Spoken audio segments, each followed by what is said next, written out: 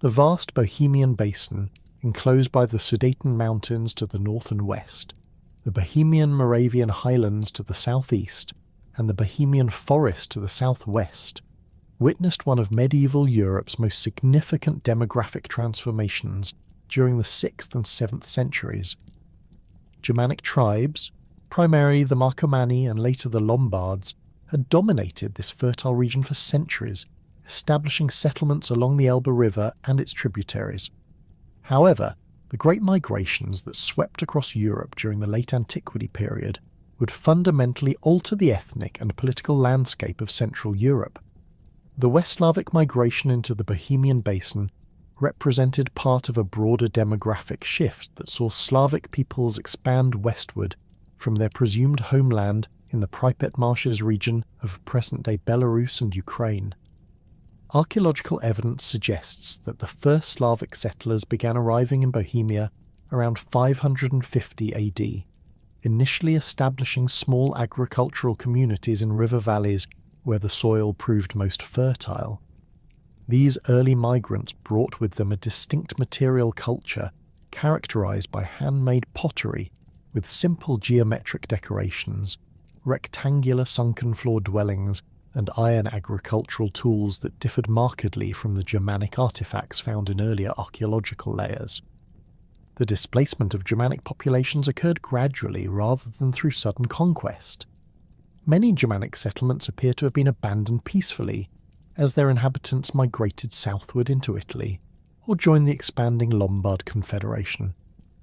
The Slavic newcomers, organised in extended family groups called asterisk, Zadruga asterisk, settled primarily in areas that had been sparsely populated or recently abandoned. They established fortified settlements called asterisk, grads asterisk, on elevated positions overlooking river valleys, constructing wooden palisades and earthworks that provided protection against raiders and rival tribes. By the early 7th century, distinct tribal groupings had emerged within the Bohemian Basin. The Czechs controlled the central and western portions of the region, establishing their primary strongholds along the Vltava River. To the east, smaller tribes such as the Lucane occupied territories around present-day Luni, while the Soven settled in the area that would later become Melnik. Each tribe maintained its own fortified centre, typically positioned on rocky outcrops or artificial mounds that commanded strategic river crossings and trade routes. The political organisation of these early Slavic tribes remained relatively simple, with authority concentrated in the hands of warrior chiefs who gained prominence through military success and their ability to distribute wealth among followers. These leaders, known by various titles including Nizer and Zupan, ruled over territories that rarely extended beyond a day's march from their fortified centres. Tribal assemblies of free warriors made decisions regarding warfare, major disputes, and the selection of new leaders, though the influence of established noble families grew increasingly important over time. The first major political consolidation in the region occurred under the leadership of Samo, a Frankish merchant who established a vast confederation spanning much of Central Europe between 623 and 658 AD. Historical sources, particularly the Chronicle of Fredegar, describes Samo as a trader who gained the trust of Slavic tribes through his commercial activities and eventually assumed leadership during their conflicts with the Avars.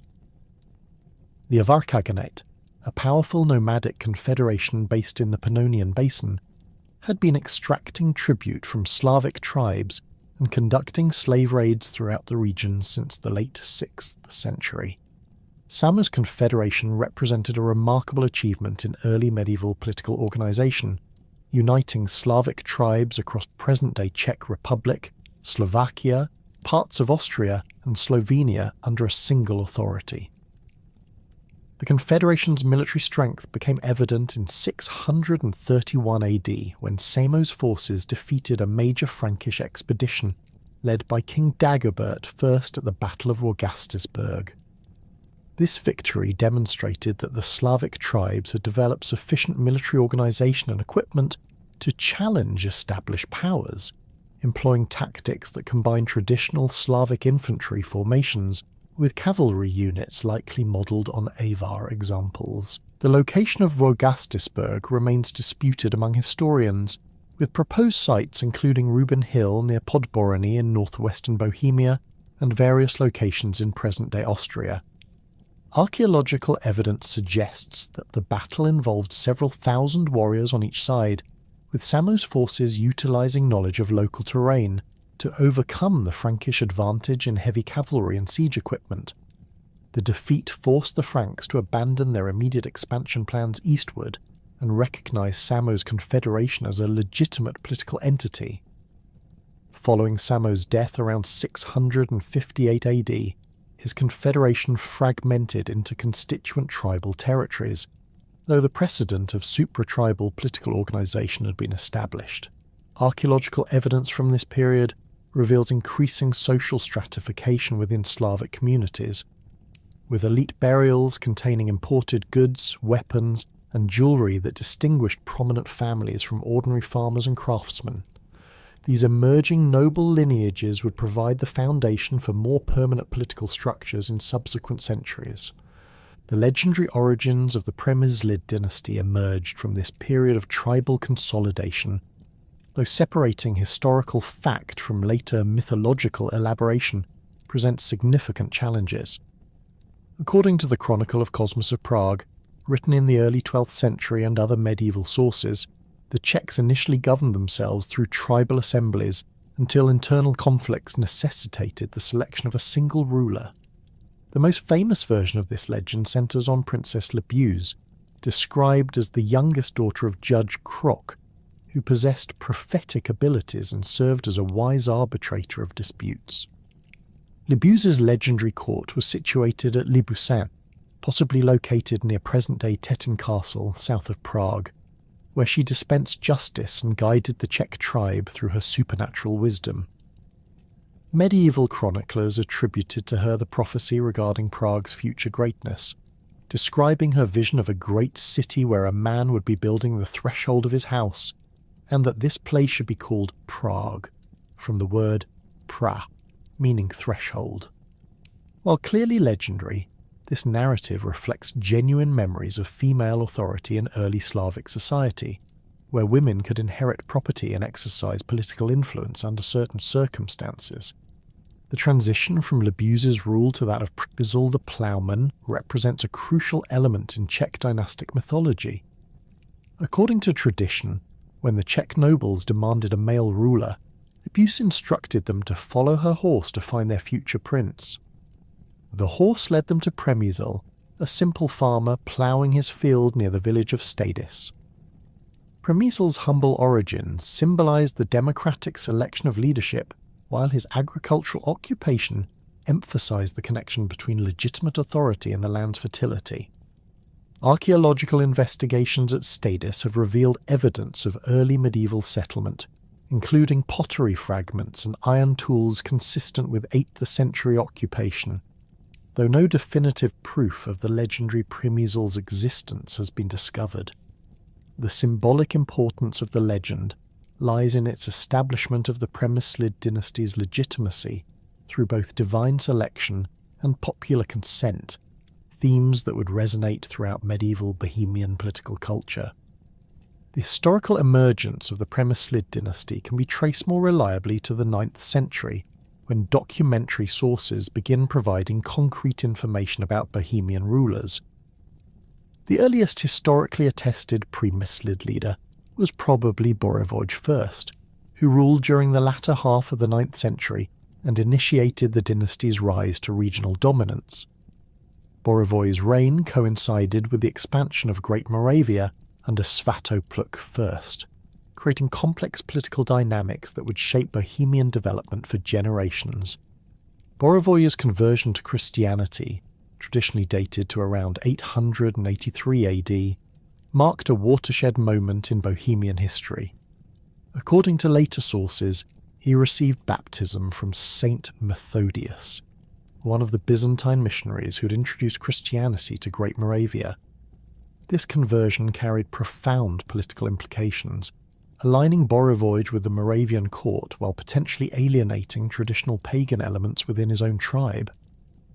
Archaeological evidence from Prague Castle, where Bořivoj established his primary residence, reveals the construction of the first Christian church in Bohemia during this period, a small rotunda dedicated to the Virgin Mary.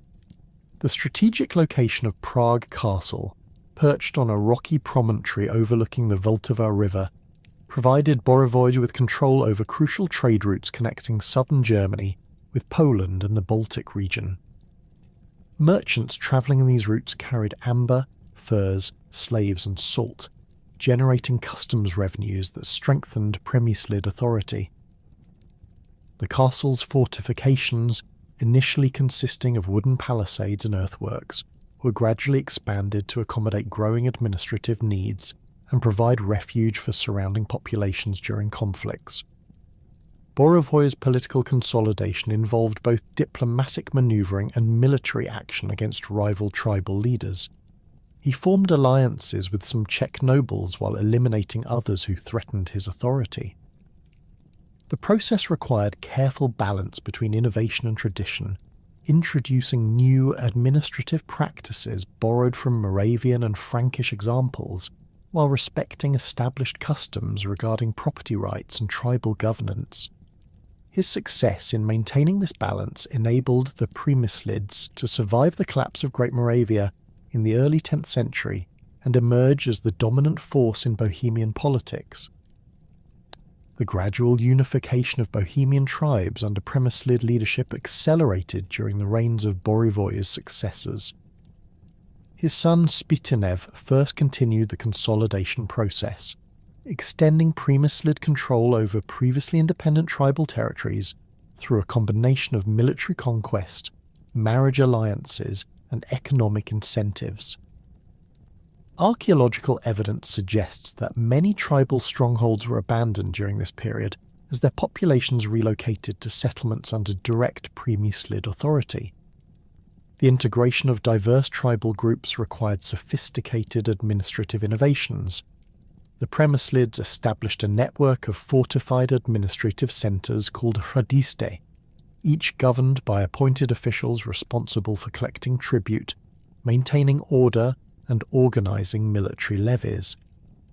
These centres served as focal points for economic activity, attracting craftsmen and merchants who benefited from the security provided by Přemysliv authority. The resulting concentration of population and resources enabled more efficient tax collection and military organisation than had been possible under the earlier tribal system. Religious policy played a crucial role in the unification process. While the Přemyslids had embraced Christianity, many of their subjects remained attached to traditional Slavic religious practices. Rather than attempting forcible conversion, early Přemyslid rulers adopted a pragmatic approach that tolerated pagan customs while gradually introducing Christian institutions. Churches were constructed at major administrative centres, but pagan sacred sites were often incorporated into Christian contexts rather than destroyed outright. The economic foundations of Přemyslid power rested on agriculture, trade, and craft production. The fertile soils of the Bohemian basin supported extensive grain cultivation, while forested areas provided timber, honey, and game. Iron ore deposits in the Bohemian Moravian highlands enabled the development of metallurgy, producing weapons, tools, and ornamental objects that enhanced both military capability and diplomatic prestige. Silver mining began during this period, though large-scale extraction would not develop until later centuries. Trade relationships extended throughout Central Europe and beyond. Bohemian merchants travelled to Byzantine markets via the Danube River, while others ventured north to the Baltic coast or west to Frankish territories. These commercial connections brought foreign goods, ideas, and technologies to Bohemia while providing markets for local products. The Přemyslids regulated and taxed this trade, using customs revenues to fund their expanding administration and military forces. The death of Spitinev, first around 915 AD, brought his younger brother Wenceslaus to the Přemyslid throne, At a moment when Bohemia faced unprecedented challenges from multiple directions, Magyar raiders swept across the Pannonian Basin with increasing frequency, their mounted archers penetrating deep into Bohemian territory to seize captives and livestock. Simultaneously, the Saxon dukes of the emerging Ottonian dynasty pressed eastward from their base along the Elbe River, seeking to extend Frankish influence over the Slavic tribes that had previously acknowledged Moravian suzerainty. Within Bohemia itself, noble factions questioned whether the young duke possessed sufficient military experience to defend their territories against these external threats. Wenceslaus approached these challenges with a strategy that emphasized diplomatic solutions over military confrontation. Rather than matching the aggressive posture of neighbouring rulers, he pursued a careful policy of accommodation with stronger powers, while strengthening internal cohesion through religious and administrative reforms. His court at Prague Castle became a centre of Christian learning, where Slavonic liturgy coexisted with Latin traditions, reflecting his attempt to balance Byzantine and Roman influences within Bohemian Christianity. Scholars trained in Great Moravian schools continued their work under Přemyslid patronage, producing illuminated manuscripts and maintaining libraries that preserved both religious texts and secular knowledge. The Duke's commitment to Christian principles shaped his approach to governance in ways that sometimes conflicted with traditional noble expectations. He established hospices for travellers and the poor, funded the construction of churches in rural areas, and attempted to regulate the slave trade that had become a major source of revenue for Bohemian warriors. These policies reflected genuine religious conviction, but also served practical political purposes by demonstrating his alignment with Christian rulers throughout Europe, and attracting support from ecclesiastical authorities who could provide diplomatic backing. Wenceslaus's relationship with his younger brother Boleslaus revealed growing tensions within the Přemyslid family regarding the direction of Bohemian policy. Boleslaus commanded significant support among nobles who favoured more aggressive expansion and resented what they perceived as excessive accommodation to foreign demands.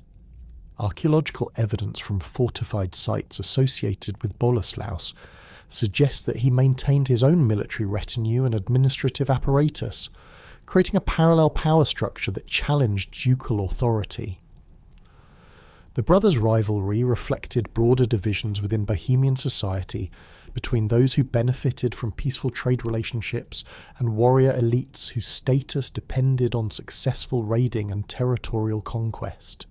The crisis came to a head in September 929 AD, when Boleslaus invited Wenceslaus to celebrate the feast of Saints Cosmas and Damian at his stronghold in Stara Boleslav.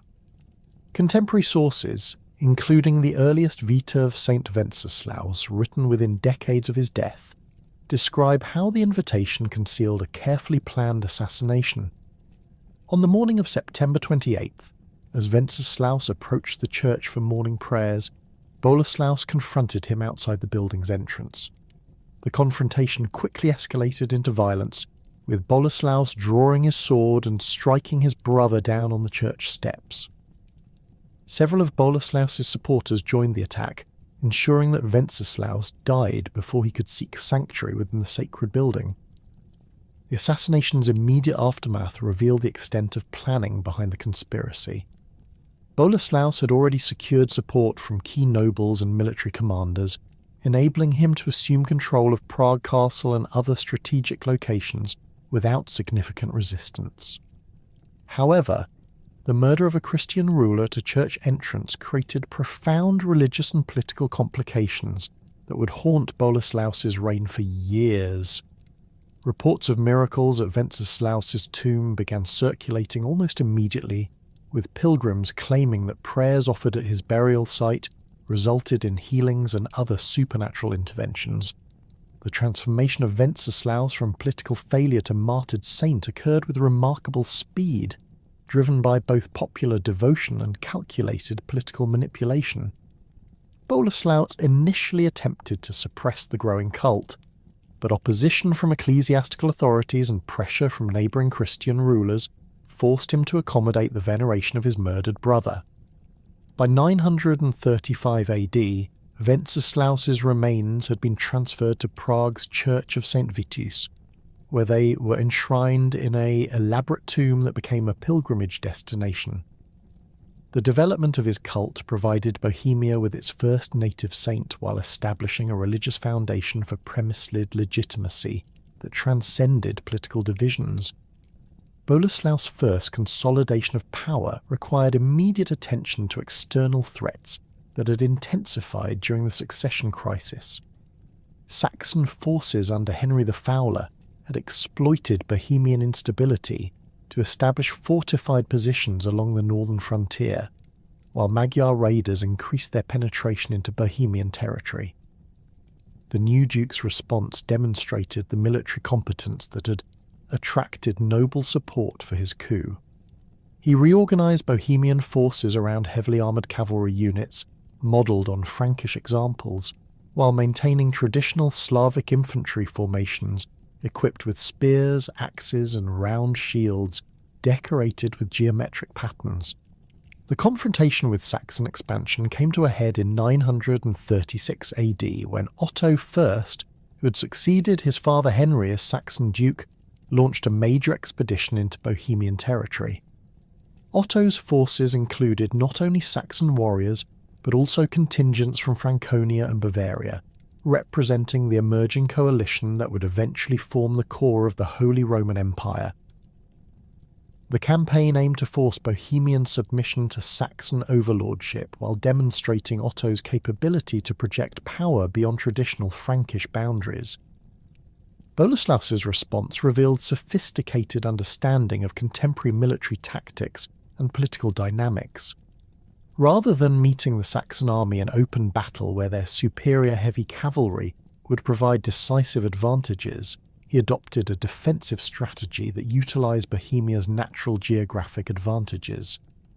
Bohemian forces withdrew to fortified positions in mountainous terrain, forcing the Saxons to assault prepared defences while operating far from their supply bases.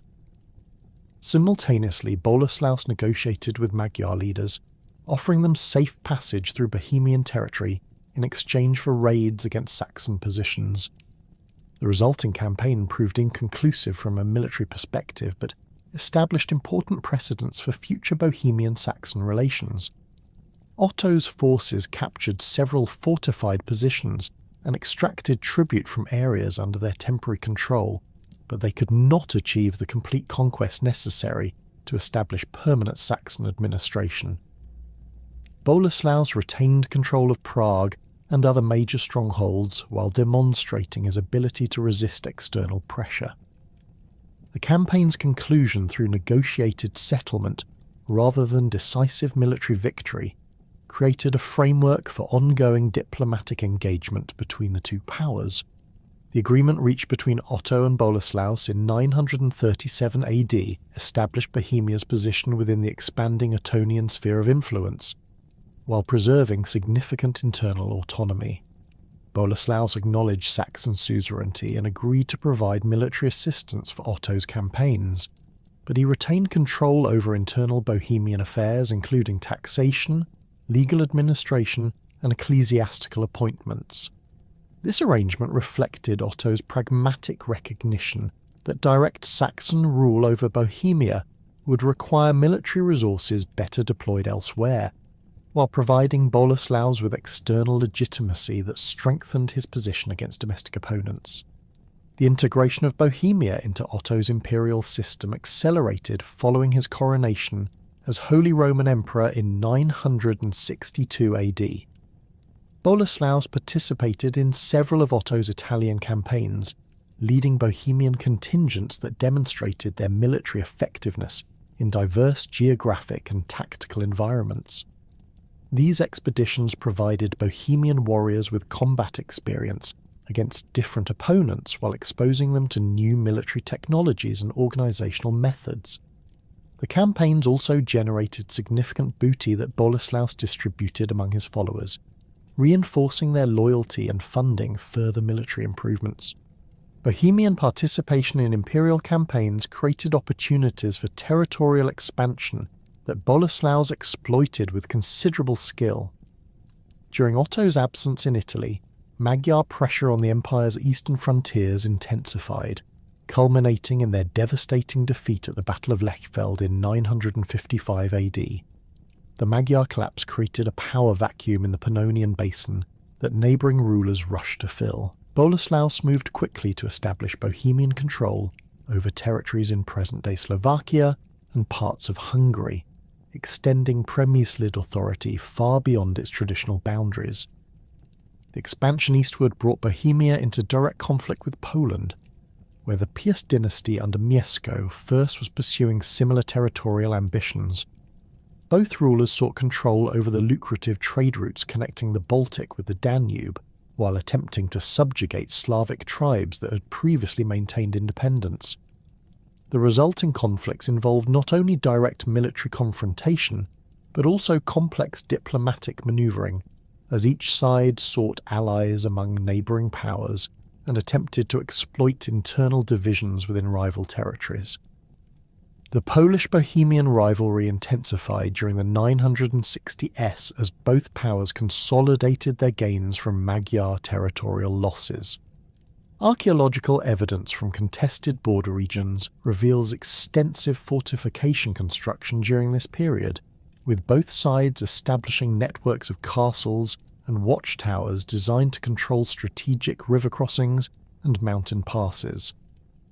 These fortifications incorporated architectural innovations borrowed from Byzantine and Western European examples, including stone foundations, advanced gate systems, and specialized defensive structures adapted to local terrain conditions. Military encounters between Polish and Bohemian forces demonstrated the evolution of Slavic warfare from its early medieval origins. Both armies employed mixed formations combining heavy cavalry, infantry and archer units, with tactics adapted to specific battlefield conditions. Siege warfare became increasingly important, as conflicts centred on the capture of fortified positions rather than open-field battles. The development of siege techniques required specialised equipment and engineering knowledge, leading to the recruitment of foreign experts and the establishment of workshops capable of producing complex military machinery. Boleslaus's territorial ambitions extended beyond the eastern frontiers to encompass regions that would later form parts of Austria and southern Germany. His forces established control over strategic alpine passes that provided access to Italian markets, while Bohemian influence extended into areas along the Danube River, where local Slavic populations welcomed Přemyslid protection against Magyar raids. These expansions created a Bohemian sphere of influence that rivaled the territorial extent achieved by Great Moravia at its zenith. The administrative challenges posed by territorial expansion required significant innovations in governmental organisation. Boleslaus established a hierarchical system of appointed governors responsible for specific regions, each supported by military garrisons and administrative staff drawn from the growing class of educated clergy and noble retainers. These regional administrators collected taxes, maintained order, and organised military levies according to standardised procedures that ensured consistent implementation of ducal policies across diverse territories. The development of castle networks provided the physical infrastructure necessary for effective territorial control. Major fortifications were constructed at strategic locations, including river confluences, mountain passes, and trade route intersections. These castles served multiple functions as military strongholds, administrative centres, and economic hubs where local populations could seek protection during conflicts. The largest installations included separate residential quarters for noble families, workshops for craftsmen, storage facilities for agricultural surplus, and chapels for religious services. Boleslaus's death around 967 AD brought his son Boleslaus second to power during a period of continued territorial expansion and internal consolidation. The new duke inherited a realm that extended far beyond the original Bohemian tribal territories, while facing ongoing challenges from Polish expansion and Hungarian recovery. His early reign focused on securing the eastern frontiers against Polish encroachment, while maintaining the delicate balance between imperial obligations and Bohemian autonomy that his father had established. The younger Boleslaus demonstrated even greater territorial ambitions than his predecessor, launching campaigns that extended Bohemian control deep into present-day Slovakia and southern Poland. His forces captured Krakow around 999 AD, establishing Bohemian authority over one of the most important commercial centres in Central Europe. The capture of Krakow provided access to the extensive trade networks connecting the Baltic with the Black Sea while demonstrating Bohemian military superiority over Polish forces. Archaeological evidence from Krakow reveals extensive construction projects undertaken during the Bohemian occupation, including fortification improvements and the establishment of administrative buildings. The expansion of Bohemian territory created new opportunities for economic development and cultural exchange. Trade revenues increased substantially as Bohemian merchants gained access to previously restricted markets, while the incorporation of diverse populations introduced new crafts and technologies. Silver mining expanded significantly during this period, with new extraction sites developed in mountainous regions under Bohemian control. The increased availability of silver enabled more sophisticated monetary systems, while providing resources for military expansion and architectural projects. Religious policy during the reigns of both Boleslaus rulers reflected the complex relationship between political expansion and Christian conversion. The establishment of Bohemian control over new territories required careful attention to existing religious practices and ecclesiastical structures. In areas with established Christian communities, Bohemian administrators generally maintained existing church organizations while ensuring their loyalty to Prague. Pagan populations were encouraged but not forced to convert, with conversion often following the establishment of new churches and the arrival of missionary clergy. The foundation of the Prague bishopric in 973 AD represented the culmination of decades of ecclesiastical development within Bohemia. Emperor Otto II's approval of the new diocese reflected both Bohemian political importance within the imperial system and the maturation of Christian institutions under Premyslid patronage. The first bishop, Detmar, had been educated in German schools, but demonstrated sensitivity to local traditions by maintaining Slavonic liturgical practices alongside Latin ceremonies. The establishment of episcopal authority provided Bohemia with greater ecclesiastical autonomy, while strengthening ties to the broader European Christian community. The new bishopric's jurisdiction extended throughout Bohemian territories, including recently conquered regions where Christian institutions remained underdeveloped. Bishop Detmar initiated an ambitious program of church construction and clerical education designed to provide adequate religious services for the expanding population under Bohemian rule. Rural parishes were established in areas that had previously lacked regular access to Christian sacraments, while urban centres received new churches capable of accommodating growing congregations. The bishop also founded schools for training local clergy, reducing dependence on foreign-educated priests while ensuring adequate knowledge of both theological doctrine and administrative procedures.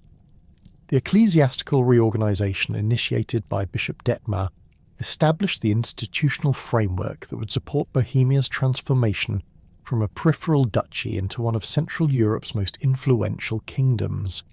The death of Boleslaus II around 999 AD coincided with broader political upheavals throughout the region, as the Ottonian imperial system faced challenges from resurgent Polish power under Boleslaw the Brave and Hungarian expansion under Stephen I. These external pressures, combined with internal succession disputes within the Premyslid dynasty, created a period of instability that would ultimately reshape Bohemian political structures and territorial boundaries. The succession crisis that followed Boleslaus II's death revealed fundamental weaknesses in the Premyslid system of governance. Unlike the clearly defined primogeniture that characterized some Western European dynasties, Bohemian succession practices retained elements of tribal tradition where multiple family members could claim legitimate authority. Boleslaus III, who initially secured control of Prague Castle, faced immediate challenges from his brothers Jaromir and Aldrich, each of whom controlled significant territorial bases and commanded loyal military followings. The resulting civil war fragmented Bohemian territories just as external enemies prepared to exploit the kingdom's internal divisions. Polish forces under Boleslaw the Brave moved swiftly to reclaim territories lost during the previous decades of Bohemian expansion. The recapture of Krakow in 1003 AD eliminated Bohemian influence in southern Poland, while providing Poland with crucial trade revenues previously controlled by Prague. Boleslaw's campaigns extended beyond mere territorial recovery to encompass a systematic effort to establish Polish hegemony over the Slavic lands between the Oder and Danube rivers. His forces captured Prague itself in 1003, forcing Boleslaus III into exile and installing Vladivoj, a member of the collateral Přemyslid line, as a Polish client ruler. The Polish occupation of Bohemia lasted only until 1004, but its brief duration concealed profound impacts on Bohemian political development. Boleslaw's administration introduced new governmental practices borrowed from his experiences in imperial service, including more systematic tax collection procedures and standardized legal codes. These innovations survived the restoration of independent Přemyslid rule and influenced subsequent administrative reforms. Archaeological evidence from Prague reveals construction projects initiated during the Polish period, including fortification improvements and the expansion of craft workshops that enhanced the city's economic capabilities. The restoration of Přemyslid authority under Jaromir in 1004 required extensive negotiations with Emperor Henry II, who had succeeded Otto III and pursued a more interventionist policy towards Slavic territories. Henry's support for Jaromir's restoration came at the price of increased imperial oversight over Bohemian affairs, including the installation of German advisors in key administrative positions and requirements for military service in imperial campaigns. These conditions represented a significant reduction in the autonomy that earlier Přemyslid rulers had enjoyed, but they also provided security guarantees that enabled internal reconstruction after years of civil conflict. Jaromir's reign from 1004 to 1012 focused primarily on rebuilding institutions damaged during the succession crisis and Polish occupation. The restoration of ecclesiastical authority required particular attention, as many churches had been damaged during military campaigns, while clerical personnel had fled to safer territories. The Bishop of Prague, Tietmar, worked closely with ducal authorities to re-establish parish networks and restore monastic communities that had been disrupted by warfare. New churches were constructed to replace those destroyed during the conflicts, often incorporating architectural innovations that reflected increased contact with German building traditions. The economic recovery that characterized Jaromir's reign benefited from renewed access to international trade networks that had been disrupted during the political upheavals. Bohemian merchants re-established commercial relationships with partners in Bavaria, Austria, and northern Italy, while new trading connections developed with emerging commercial centres along the Baltic coast. The restoration of trade relationships generated customs revenues that funded military reconstruction and administrative expansion, enabling the gradual restoration of Bohemian authority over territories lost during the succession crisis. Military reforms implemented during this period reflected lessons learned from recent defeats and the need to compete with increasingly sophisticated neighbouring armies. Jaromir expanded the heavy cavalry formations that had proven effective in earlier campaigns, while introducing new infantry tactics borrowed from imperial military manuals. The construction of new fortifications incorporated the latest developments in castle design, including improved gate systems, enhanced living quarters for garrison forces, and specialized storage facilities for military equipment. These improvements enabled more effective territorial control while providing secure bases for future expansion campaigns. The brief reign of Aldridge from 1012 to 1033 marked a decisive shift toward the internal consolidation that would characterize the later Premyslid period. Unlike his predecessors, who had focused primarily on territorial expansion, Aldrich concentrated on strengthening central authority within established Bohemian boundaries. His administrative reforms established more direct ducal control over regional nobles while reducing the autonomy that local strongmen had traditionally enjoyed. These changes generated resistance from established elites, but created the governmental foundations necessary for sustained economic growth and territorial stability. Aldrich's domestic policies reflected a sophisticated understanding of the relationship between economic development and political authority. He established new market towns at strategic locations throughout Bohemia, providing legal protections and tax incentives that attracted merchants and craftsmen from throughout Central Europe. These urban centres served as focal points for regional economic activity, while generating revenues that reduced ducal dependence on traditional tribute payments from rural populations. The growth of urban commerce also created new social groups whose prosperity depended on continued political stability, providing the Duke with reliable support against noble opposition.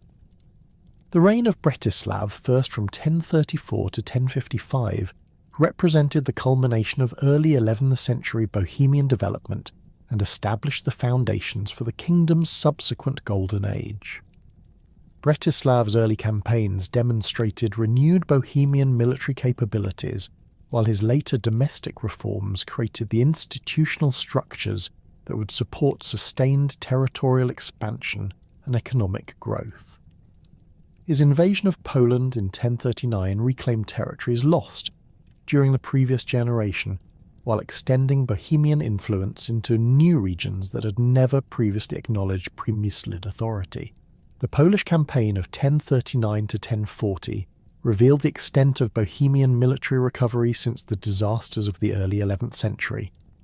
Bretislav's forces captured major Polish strongholds, including Poznan and Gniezno, while his cavalry units penetrated deep into Polish territory to conduct systematic raids against enemy resources.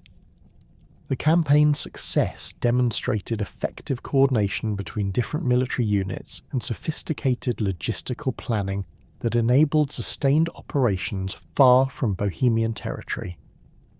Archaeological evidence from captured Polish fortifications reveals extensive damage from siege operations, indicating the development of advanced military engineering capabilities. The most dramatic achievement of the Polish campaign was the capture of Gniezno, Poland's ecclesiastical capital, where Bretislav's forces seized the remains of Saint Adalbert and other religious relics that had become symbols of Polish Christian identity. The translation of these relics to Prague represented both a religious triumph and a political statement regarding Bohemian claims to leadership among Slavic Christian peoples. The arrival of St. Adalbert's remains in Prague was celebrated with elaborate ceremonies that emphasized Bohemian piety, while demonstrating the kingdom's growing ecclesiastical importance. Emperor Henry III's intervention in 1041 forced Bretislav to abandon his Polish conquests, but the campaign's success had already achieved its primary objectives of demonstrating Bohemian military capabilities and securing valuable territorial concessions. The peace settlement negotiated at Regensburg established new boundaries that incorporated significant territorial gains while providing compensation for abandoned claims in other regions. These agreements also confirmed Bohemian autonomy in internal affairs while establishing clear obligations for imperial military service that would characterize subsequent imperial Bohemian relations. The domestic reforms implemented during Bretislav's later reign created the administrative and legal foundations that would support Bohemia's transformation into a major European power. The Statutes of Bretislav, promulgated around 1039, established comprehensive legal codes that regulated marriage practices, inheritance procedures, and commercial relationships according to Christian principles while incorporating traditional Slavic customs. These laws provided legal uniformity throughout Bohemian territories while establishing clear procedures for resolving disputes that had previously generated conflicts between different regional traditions. The ecclesiastical provisions of Bratislav's legislation demonstrated sophisticated understanding of the relationship between religious authority and political control. The statutes required regular church attendance, regulated clerical behaviour, and established procedures for founding new parishes that ensured adequate religious services for expanding populations. These requirements strengthened Christian institutions while providing the Duke with additional mechanisms for monitoring and controlling local communities. The legislation also regulated monastic establishments, ensuring their economic contributions to ducal revenues while maintaining their spiritual functions. Economic provisions within the legal codes reflected Bratislav's commitment to promoting commercial development and urban growth. The statutes established standardized weights and measures, regulated market operations, and provided legal protections for merchants travelling through Bohemian territory. These measures facilitated long-distance trade while generating increased customs revenues that funded further governmental expansion. The codes also regulated craft production, establishing quality standards and apprenticeship procedures that enhanced the reputation of Bohemian manufactured goods in international markets. The succession of Spytanev, second in 1055, initiated a period of continued internal development, punctuated by renewed territorial expansion and increasing integration with broader European political networks. Spytanev's reign demonstrated the effectiveness of his father's institutional reforms while revealing new challenges posed by changing international circumstances. The growing power of Hungary under Andrew I and Bela I created new competitive pressures along Bohemia's southern frontiers, while imperial political changes under Henry IV generated opportunities for increased Bohemian autonomy within the imperial system. The Hungarian conflicts that characterized Spytanev's reign reflected broader competition for influence over the emerging kingdoms of Central Europe. Both Bohemia and Hungary sought to establish hegemony over Slavic territories in present-day Slovakia and southern Poland, leading to a series of military campaigns that demonstrated the military sophistication achieved by both powers. Archaeological evidence from contested border regions reveals extensive fortification construction during this period, with both sides establishing networks of castles designed to control strategic river valleys and mountain passes. Military encounters between Bohemian and Hungarian forces showcased the evolution of Central European warfare from its early medieval origins. Both armies employed sophisticated combined arms tactics that integrated heavy cavalry, infantry formations, and specialized siege units capable of reducing fortified positions. The development of castle siege techniques required advanced engineering knowledge and specialized equipment, leading to the recruitment of foreign military experts and the establishment of workshops capable of producing complex siege machinery. The death of Spytanev II in 1061 brought his brother Vratislav II to power during a period of unprecedented opportunity for Bohemian territorial and political advancement. The imperial crisis generated by Henry IV's conflicts with Pope Gregory VII created circumstances that enabled ambitious regional rulers to expand their authority while extracting concessions from an embattled emperor. Vratislaus exploited these opportunities with remarkable skill, providing crucial military support to Henry during the investiture controversy, while securing recognition of enhanced Bohemian status within the imperial hierarchy. Vratislaus's participation in Henry's Italian campaigns demonstrated Bohemian military capabilities on a European stage while generating significant political and economic benefits. Bohemian forces played crucial roles in several major battles, including the Siege of Rome in 1084, where their engineering expertise proved decisive in breaching the city's ancient fortifications. The success of these campaigns provided Vratislaus with substantial booty that he distributed among his followers, while establishing his reputation as one of the empire's most reliable military commanders. The culmination of Vratislaus's imperial service came in 1085, when Henry IV elevated him to royal status, making him the first king of Bohemia and establishing the precedent for Bohemian royal dignity that would characterize subsequent centuries. The coronation ceremony at Mainz Cathedral represented a watershed moment in Central European political development, recognizing Bohemia's evolution from a peripheral duchy into a major European kingdom. The royal crown, crafted by imperial goldsmiths according to contemporary Byzantine and Western models, incorporated precious stones and religious symbols that emphasized both temporal authority and Christian legitimacy. The transformation from duchy to kingdom involved more than ceremonial recognition, requiring substantial administrative and institutional changes that reflected Bohemia's enhanced political status. Vratislaus established a royal court that rivaled those of other European monarchs, attracting scholars, artists, and administrators from throughout the continent. The court's cultural activities included the patronage of manuscript illumination, architectural projects, and musical composition that enhanced Bohemia's reputation as a centre of Christian learning and artistic achievement. The economic foundations of royal authority required systematic development of resources that could support the expanded governmental apparatus and military obligations associated with royal status. Vratislaus initiated a major expansion of silver mining operations in the Bohemian mountains, employing advanced extraction techniques borrowed from German mining experts, while maintaining Bohemian control over production and distribution. The increased availability of silver enabled more sophisticated monetary systems, while providing resources for architectural projects and military equipment that befitted royal dignity. The development of Prague as a major Central European commercial centre accelerated dramatically during Vratislaus's reign, transforming the city from a regional administrative centre into an international trading hub that attracted merchants from throughout Europe. The construction of new market facilities, improved harbour installations along the Vltava River, and expanded storage warehouses created infrastructure capable of handling increased commercial traffic.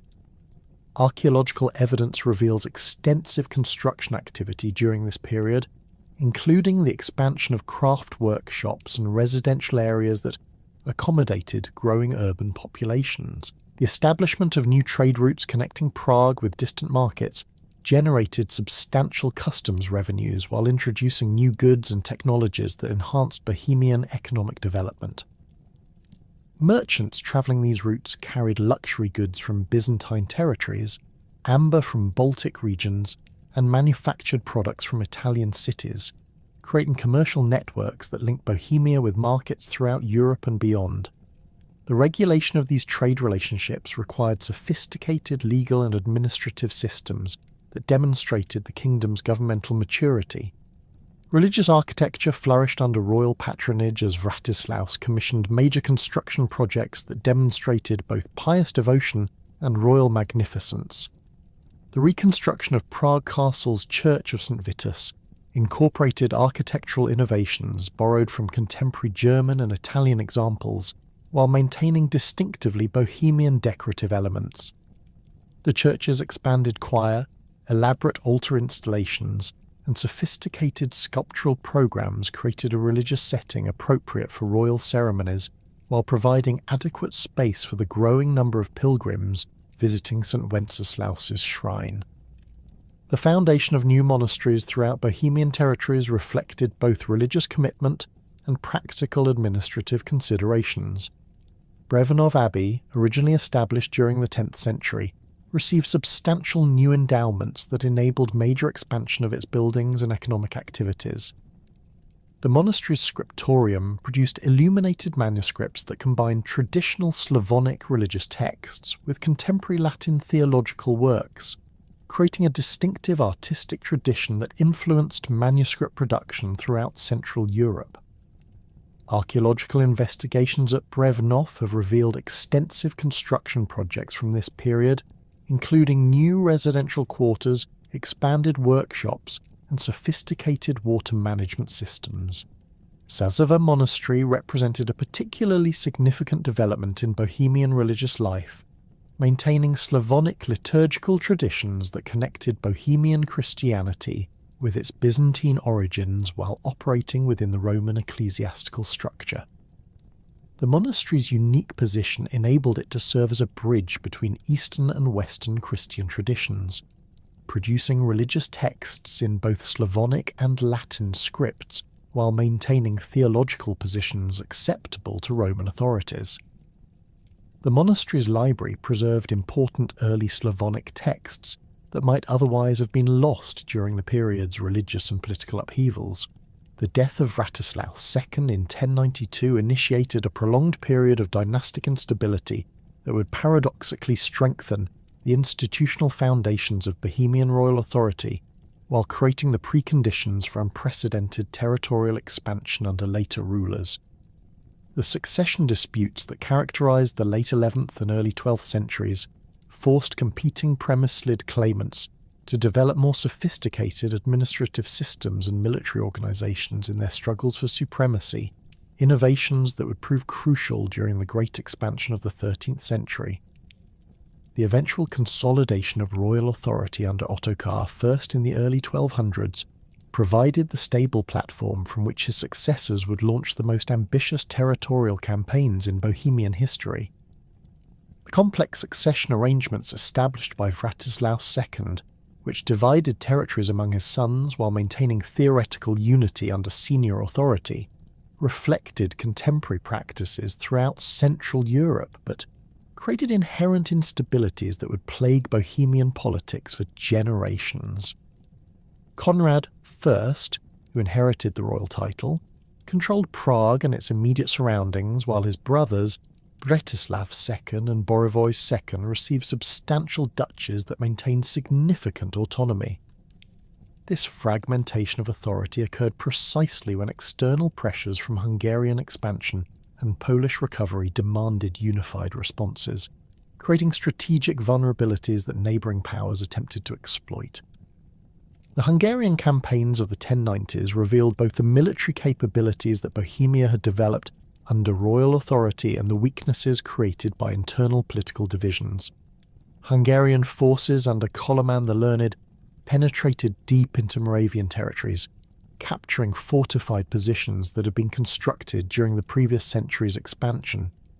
The Hungarian success reflected not only their military competence, but also their ability to exploit divisions between different Premoslid factions, some of whom preferred accommodation with Hungarian power to submission to Prague's authority.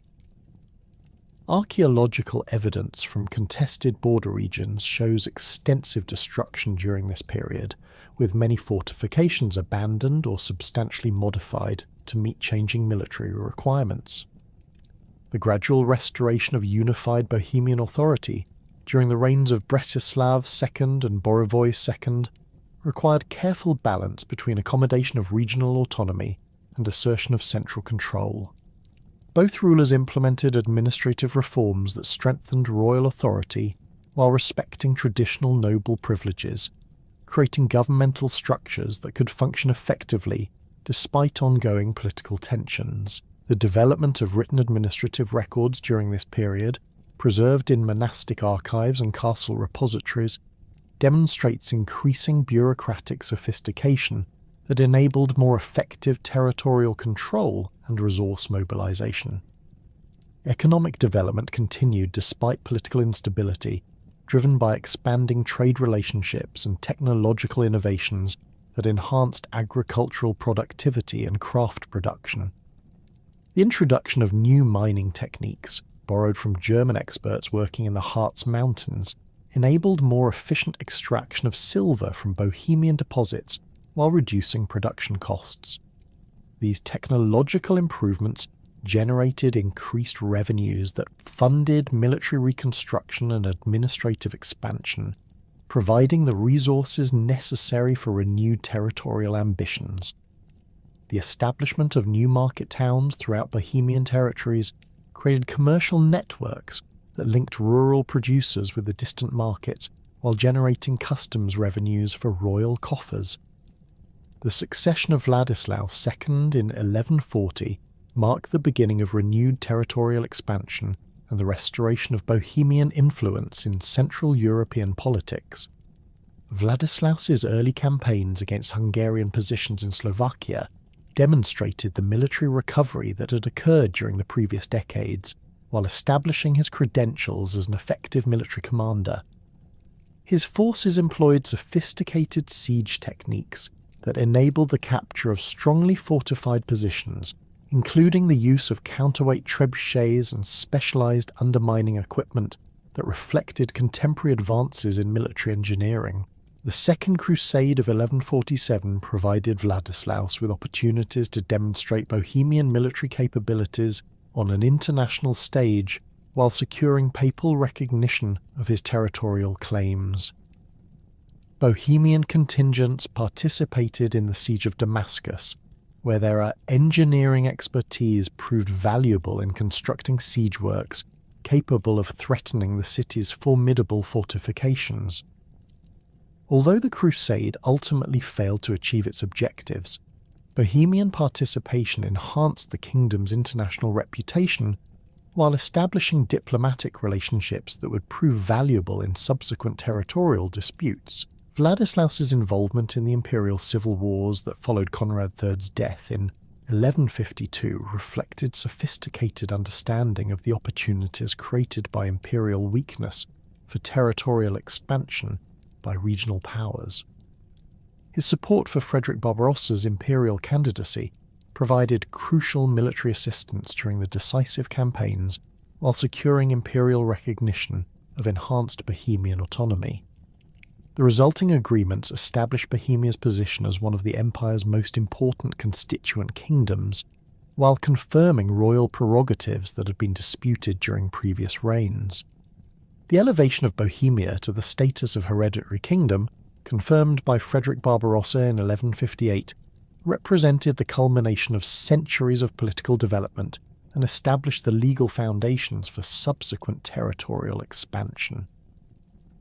Unlike the personal royal dignity granted to Vratislaus II, which had expired with his death, the new arrangement established permanent royal status for Bohemian rulers while reducing imperial interference in succession disputes.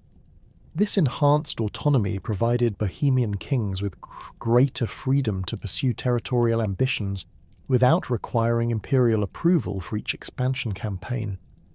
The reign of Frederick, Vladislaus's son, from 1178 to 1189, demonstrated the military and administrative capabilities that hereditary royal status had made possible while revealing the continuing challenges posed by noble opposition to centralized authority. Frederick's campaigns against Austrian positions along the Danube River extended Bohemian influence into territories that had previously remained outside Przemyslid control, while his domestic policies strengthened royal authority through administrative reforms and military innovations. The construction of new royal castles at strategic locations throughout Bohemia provided secure bases for royal administration, while demonstrating the architectural sophistication that characterized late 12th century Bohemian building projects.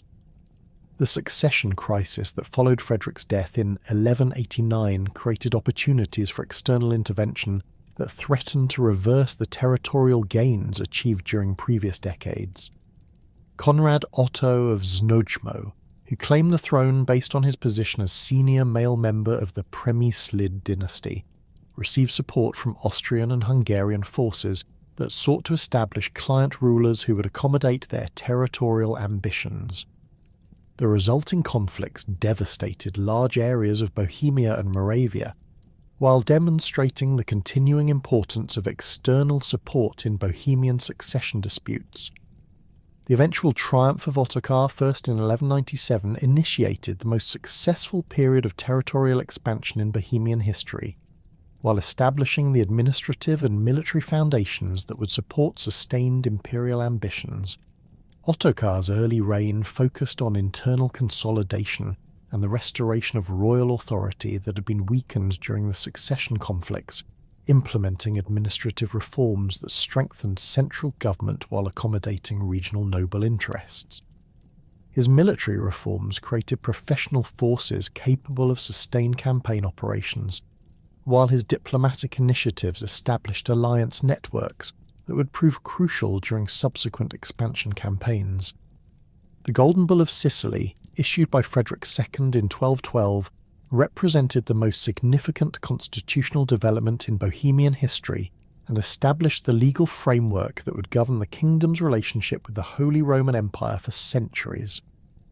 The bull confirmed Bohemia's status as a hereditary kingdom, while substantially reducing imperial interference in internal Bohemian affairs, including succession disputes, ecclesiastical appointments, and territorial administration. These provisions reflected both imperial recognition of Bohemian importance within the imperial system and Frederick's need for reliable allies during his conflicts with papal authority and Italian city-states. The constitutional arrangements established by the Golden Bull created unprecedented opportunities for independent Bohemian action in territorial expansion and diplomatic relationships. Unlike previous agreements that had required imperial approval for major policy initiatives, the new framework enabled Bohemian kings to pursue territorial ambitions based on their own strategic calculations rather than imperial preferences. This enhanced autonomy would prove crucial during the Great Expansion campaigns of the mid-13th century, when Bohemian forces operated far from imperial territories and often in opposition to imperial interests.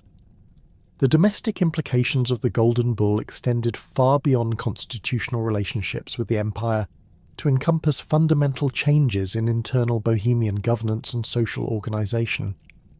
The confirmation of hereditary royal status eliminated the succession uncertainties that had plagued previous centuries, while establishing clear procedures for royal succession that reduced opportunities for external interference. These arrangements strengthened royal authority while providing nobles with greater security regarding their own territorial holdings and hereditary rights. Economic provisions within the Golden Bull facilitated the commercial development that would provide resources for territorial expansion, while establishing Bohemia's position as a major Central European trading power. The bull confirmed royal control over mining operations, customs collection, and monetary policy, while reducing imperial taxation that had previously limited Bohemian economic development. These arrangements enabled more systematic development of silver mining operations that would generate the revenues necessary for sustained military campaigns and territorial administration. The reign of Wenceslaus, first from 1230 to 1253, established the military and administrative foundations that would enable his son Ottokar II to achieve unprecedented territorial expansion while demonstrating Bohemian capabilities in sustained campaign operations against sophisticated opponents. Wenceslaus's early campaigns against Austrian positions along the Danube River employed innovative siege techniques and cavalry tactics that reflected the military developments achieved during his father's reign. His forces successfully captured several major Austrian strongholds, including fortifications that had previously been considered impregnable, demonstrating the effectiveness of Bohemian military engineering and the quality of their professional forces. The Austrian campaigns revealed the strategic importance of controlling river valleys and mountain passes for sustained territorial expansion in Central Europe. Wenceslaus's forces established fortified positions at crucial geographic choke points that enabled them to control trade routes while preventing enemy forces from coordinating effective responses to Bohemian expansion. The construction of new castles at these strategic locations employed the latest developments in military architecture, including concentric defensive systems, specialized artillery positions, and sophisticated water management systems that enabled extended siege resistance. Military innovations developed during Wenceslaus's reign included the systematic use of crossbow units that provided Bohemian forces with significant advantages in siege warfare and defensive operations. Bohemian crossbowmen employed steel-reinforced weapons capable of penetrating the heaviest contemporary armour while maintaining accuracy at ranges that exceeded traditional archery capabilities. The training and equipment of these specialised units required substantial financial investment and technical expertise, demonstrating the kingdom's commitment to maintaining military superiority over regional competitors. The succession of Ottokar II in 1253 initiated the most ambitious period of territorial expansion in Central European history, as the young king pursued imperial ambitions that would briefly create a Bohemian empire stretching from the Baltic Sea to the Adriatic coast. Ottokar's early campaigns demonstrated the military capabilities that his predecessors had developed, while revealing his own exceptional talents as a military commander and political strategist. His systematic approach to territorial expansion combined military conquest with diplomatic negotiation and dynastic marriage in ways that maximised Bohemian gains, while minimising the risks associated with simultaneous conflicts on multiple frontiers. The acquisition of Austria in 1251, achieved through Ottokar's marriage to Margaret of Babenberg following the extinction of the Babenberg dynasty, provided Bohemia with control over crucial Danube River territories while substantially increasing the kingdom's economic and military resources. Austrian territories included some of the most productive agricultural lands in Central Europe, extensive silver mining operations, and strategic commercial centres that generated substantial customs revenues. The integration of Austrian administrative systems with existing Bohemian governmental structures required sophisticated organisational capabilities that demonstrated the kingdom's bureaucratic maturity. The expansion into Styria during the 1250s extended Bohemian control southward toward the Adriatic, while providing access to iron mining operations that enhanced the kingdom's military production capabilities. Styrian territories included mountain passes that controlled access to Italian markets, enabling Bohemia to influence commercial relationships between northern and southern Europe. The military campaigns required to secure Styrian territories demonstrated Bohemian capabilities in alpine warfare, including specialised equipment and tactics adapted to mountainous terrain conditions. Corinthian territories acquired during the early 1260s provided Bohemia with direct access to Italian trade routes, while establishing the kingdom's position as a major Central European power capable of influencing imperial politics in Italy. The administrative integration of Corinthian territories required the establishment of new governmental systems that could accommodate local legal traditions while ensuring loyalty to Bohemian royal authority. Archaeological evidence from major Corinthian towns reveals extensive construction projects undertaken during the Bohemian period, including fortification improvements, market facilities, and religious buildings that demonstrated the kingdom's commitment to long-term territorial control. The acquisition of Carniolan territories completed Ottokar's creation of a territorial corridor connecting Bohemian heartlands with the Adriatic coast, while providing control over alpine passes that had previously remained outside Bohemian influence. These territories included important commercial centres, where Italian merchants exchanged goods with traders from northern Europe, generating customs revenues that funded further territorial expansion. The strategic importance of Carniolan positions became evident during subsequent conflicts when control of these territories enabled or prevented effective coordination between different theatres of military operations. Military campaigns that achieved these territorial acquisitions demonstrated the sophistication of Bohemian military organisation and the effectiveness of combined arms tactics that integrated heavy cavalry, infantry formations, siege specialists, and support units capable of sustained operations in diverse geographic conditions. Bohemian forces employed standardized equipment and training procedures that enabled effective coordination between units drawn from different territorial regions while maintaining the flexibility necessary for the adaptation to local tactical requirements. The logistical systems developed to support these campaigns included specialized transport units, field hospitals, and supply trains that enabled sustained operations far from Bohemian-based territories. Diplomatic marriages arranged to consolidate territorial gains reflected Ottokar's sophisticated understanding of dynastic politics and his ability to balance competing claims in ways that maximize Bohemian advantages. His marriage to Kunigunde of Slavonia strengthened Bohemian influence in southeastern Europe, while his daughter's marriage to Hungarian nobility established alliance relationships that neutralized potential Hungarian opposition to Bohemian expansion. These diplomatic arrangements created a network of relationships that extended Bohemian influence far beyond territories under direct royal control, while providing early warning systems regarding potential threats to Bohemian interests. The brief creation of a Central European empire under Bohemian leadership represented one of the most remarkable achievements in medieval political history, demonstrating the capabilities that systematic territorial expansion and administrative development could create when directed by exceptional leadership. At its zenith around 1270, Ottokar's territories included not only traditional Bohemian and Moravian lands, but also Austria, Styria, Carinthia, Carniola, and portions of present-day Slovenia, creating a political entity that rivaled the territorial extent of the Carolingian Empire at its peak. The administrative challenges posed by governing such diverse territories required innovations in governmental organisation that influenced political development throughout Central Europe.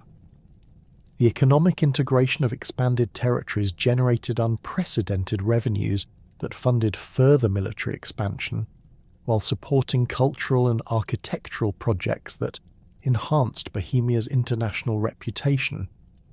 Silver production from mines in Bohemian, Austrian, and Styrian territories provided the monetary resources necessary for maintaining professional military forces, while the agricultural surplus from fertile Danubian regions supported urban populations engaged in craft production and commercial activities. Trade revenues from customs collection at strategic commercial centres enabled systematic investment in infrastructure projects that improved transportation networks and communication systems throughout the expanded kingdom. The cultural achievements that characterized Ottokar's reign reflected both the resources made available through territorial expansion and the international contacts that resulted from governing diverse populations with different linguistic and religious traditions. Prague became a major centre of Gothic architecture as royal patronage funded construction projects that employed master craftsmen from throughout Europe while incorporating local artistic traditions. The royal court attracted scholars, artists, and administrators from distant regions, creating a cosmopolitan environment that fostered intellectual exchange and cultural innovation. The growing conflict with Rudolf of Habsburg reflected both the inevitable opposition that Bohemian expansion would generate from established imperial authorities and the specific challenges posed by Rudolf's election as Holy Roman Emperor in 1273. Rudolf's candidacy had been supported by princes who opposed Ottokar's territorial ambitions and sought to restore imperial authority over territories that had been acquired by Bohemian expansion. The resulting confrontation would test whether Bohemian military capabilities and alliance networks could sustain the territorial empire that Ottokar had created against the combined opposition of imperial forces and regional enemies. Rudolf's systematic campaign to isolate Bohemia diplomatically preceded the military confrontation that would ultimately determine the fate of Ottokar's territorial empire. The new emperor negotiated agreements with Hungarian and Polish rulers that promised territorial concessions in exchange for military support against Bohemian positions, while offering Austrian and Styrian nobles guarantees regarding their traditional privileges under Habsburg rather than Bohemian authority. These diplomatic initiatives created the alliance networks that would prove decisive during the subsequent military campaigns, while demonstrating Rudolf's understanding of the political dynamics that had enabled Bohemian expansion. The Battle of Marchfeld on August 26, 1278, represented the culmination of years of diplomatic manoeuvring and military preparation as the largest armies assembled in Central Europe since the Magyar invasions met on the plains east of Vienna. Ottokar's forces included contingents from throughout his territorial empire, with Bohemian heavy cavalry forming the core of his battle line, supported by Austrian infantry, Styrian crossbowmen, and allied units from various subject territories. The army's diversity reflected both the multinational character of Ottokar's empire and the military resources that territorial expansion had made available for this decisive confrontation. Rudolf's army combined imperial forces with contingents provided by Hungarian allies under Ladislaus IV, whose cavalry units employed traditional Magyar tactics that had proven effective against Western European heavy cavalry in previous conflicts. The imperial forces included experienced German knights who had participated in multiple Italian campaigns, while Hungarian contingents brought expertise in steppe warfare tactics that differed substantially from the conventional Western European military practices that characterized most contemporary armies. Archaeological investigations at the battlefield site have revealed weapon fragments and equipment remains that demonstrate the scale and intensity of the combat that determined Central Europe's political future. The battle's outcome resulted from tactical decisions made during the height of combat rather than fundamental disparities in military capabilities or numerical strength between the opposing forces. Ottokar's initial cavalry charge achieved significant success against imperial positions, breaking through the first line of defence and threatening to collapse Rudolf's entire battle formation. However, the Hungarian cavalry's flanking manoeuvre, coordinated with a renewed imperial assault on Bohemian positions, created tactical circumstances that Ottokar's forces could not overcome despite their individual courage and military competence.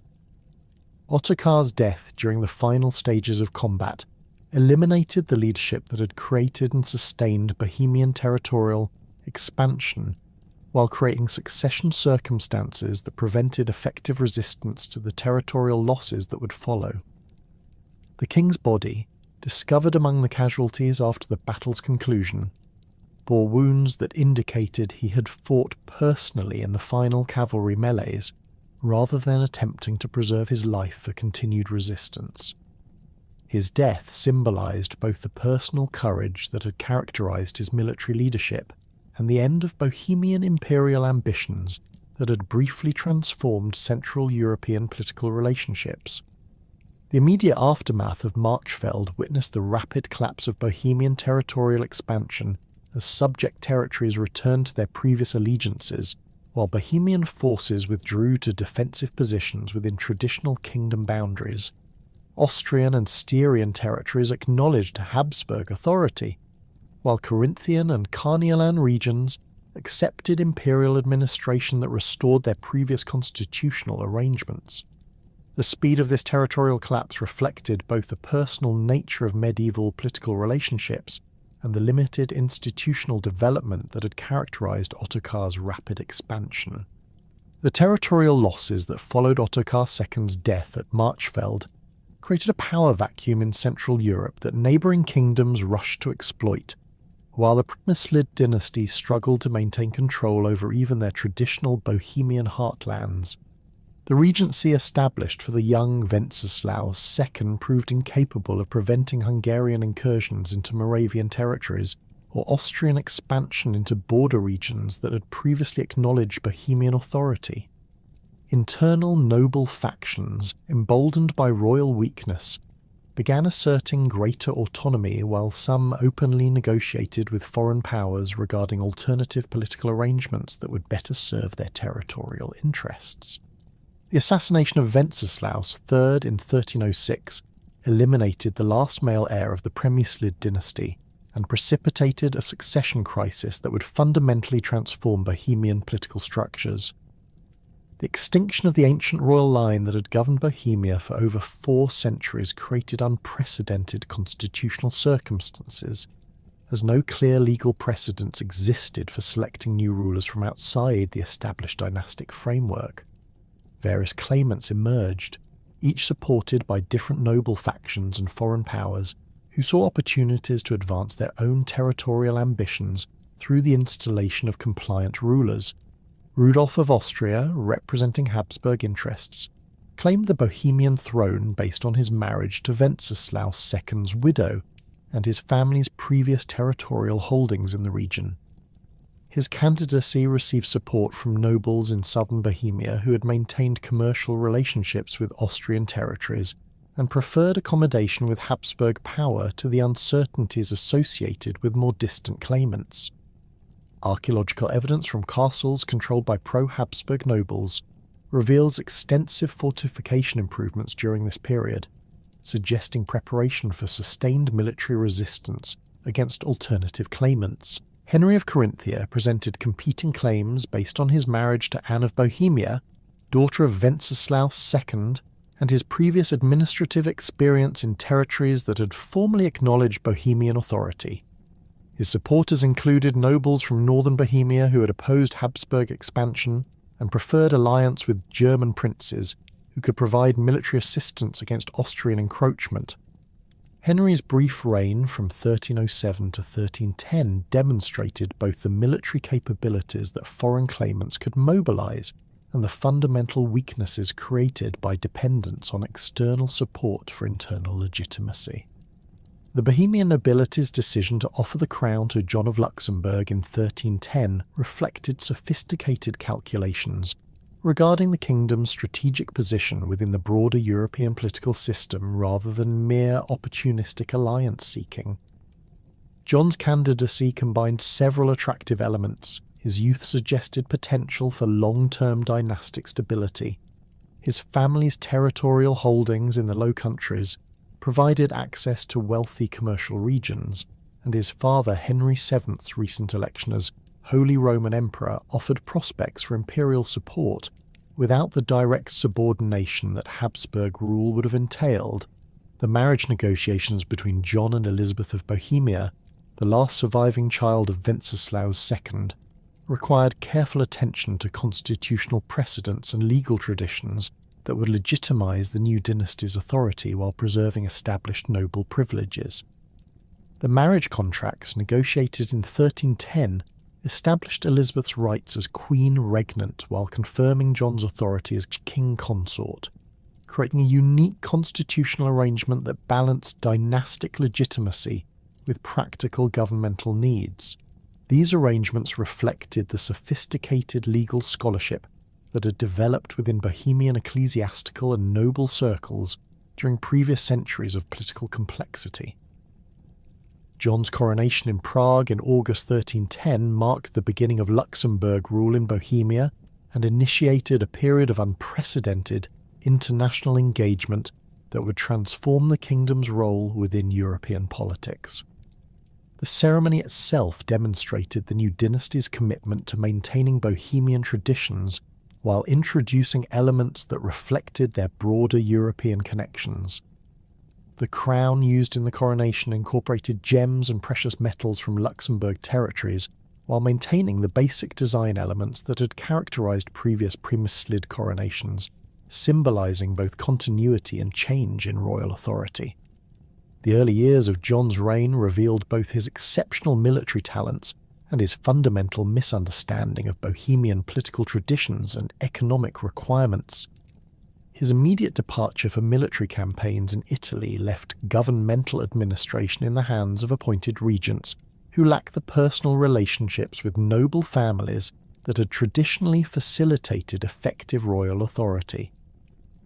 These administrative arrangements generated resentment among nobles who expected direct access to royal decision-making, while creating opportunities for corruption and mismanagement that weakened the kingdom's financial resources.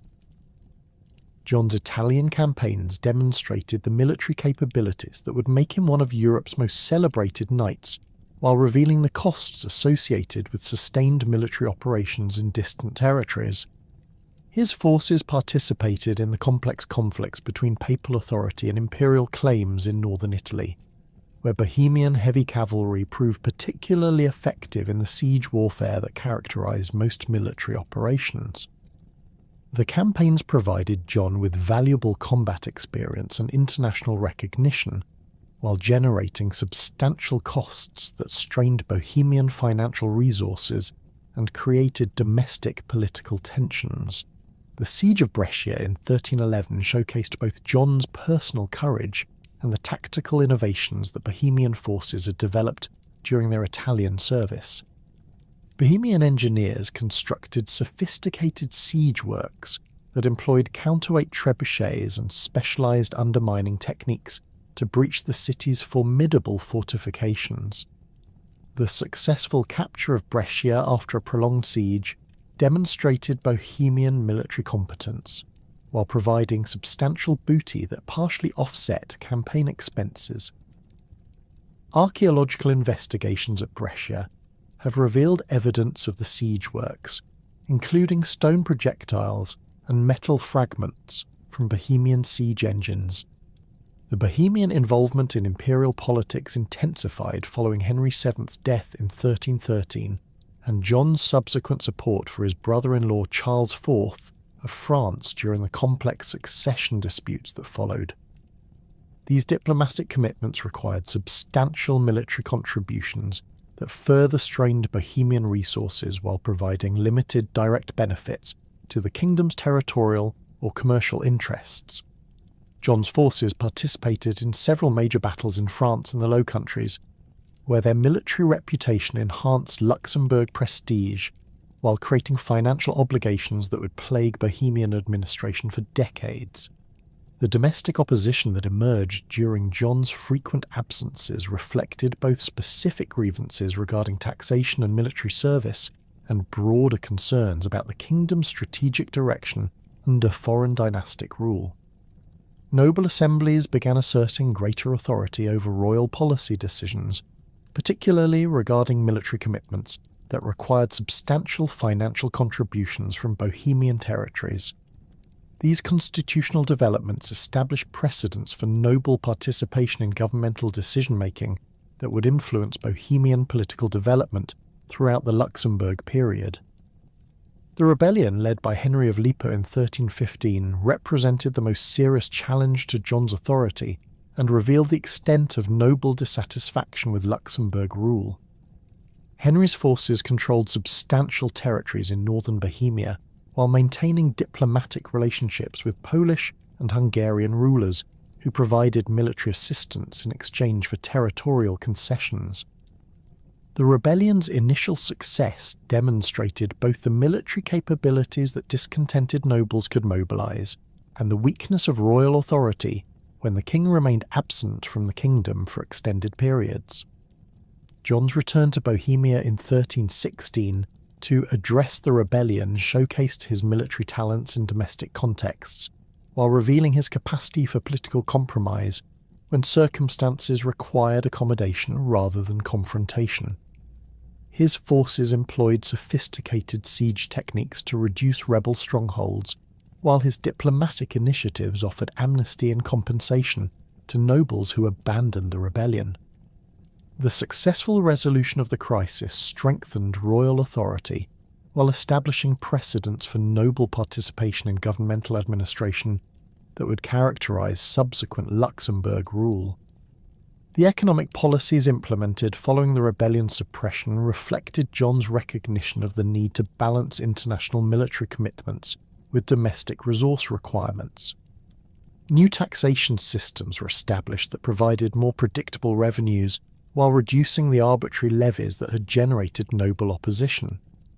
These fiscal reforms included standardized assessment procedures and regular collection schedules that improved governmental efficiency, while providing nobles with greater certainty regarding their financial obligations. The reforms also established new commercial regulations that enhanced trade revenues while protecting merchant interests that had suffered during the political instability.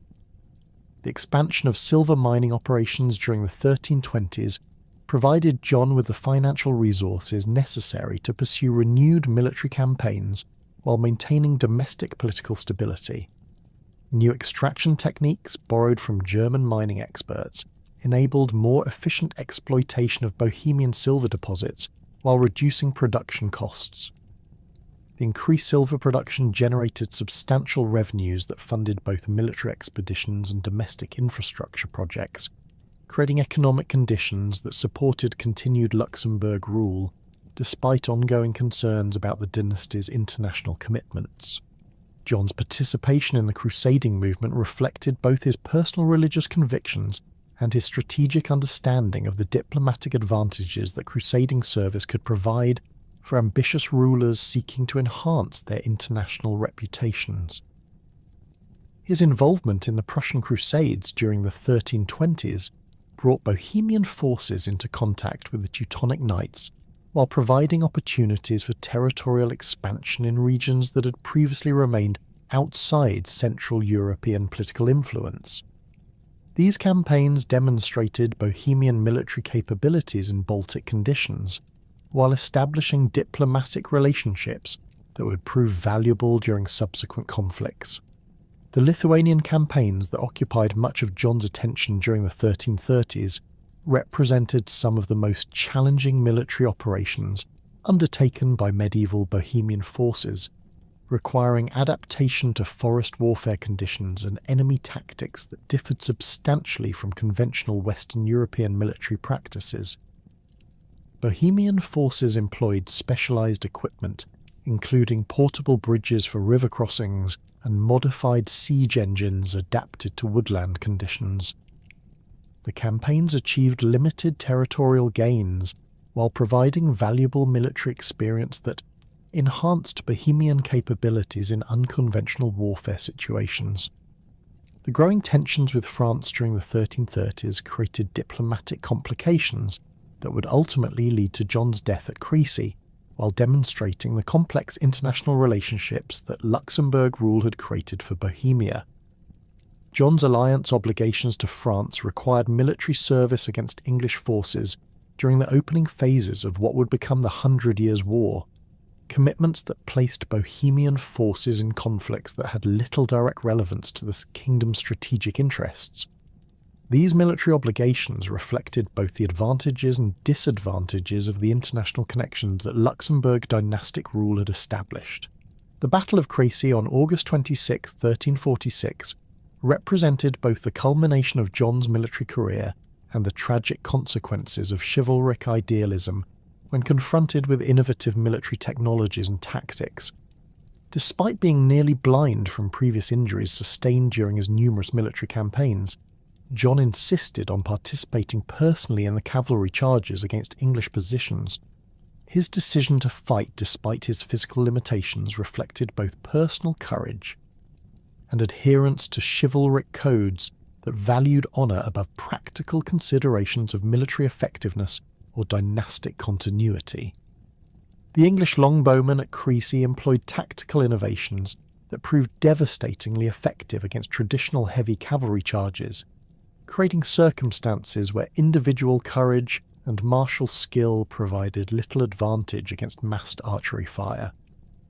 John's forces, fighting alongside French knights, encountered withering volleys of arrows that decimated their ranks before they could engage in close combat, where their superior armour and weapons would have provided advantages. Archaeological evidence from the battlefield includes numerous arrowheads and armour fragments that demonstrate the intensity of the archery bombardment that determined the battle's outcome. John's death during the final cavalry charges eliminated one of Europe's most experienced military commanders, while creating succession circumstances that would enable his son Charles to transform Bohemia into the political and cultural centre of Central Europe.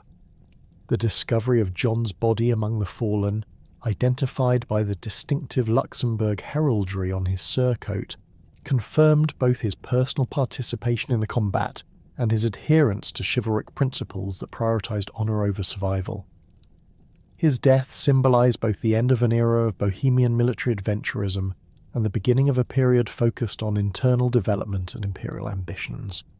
The immediate succession of Charles IV to the Bohemian throne in 1346 coincided with his election as Holy Roman Emperor, creating unprecedented opportunities for Bohemian influence within the imperial system while establishing Prague as a major centre of European politics.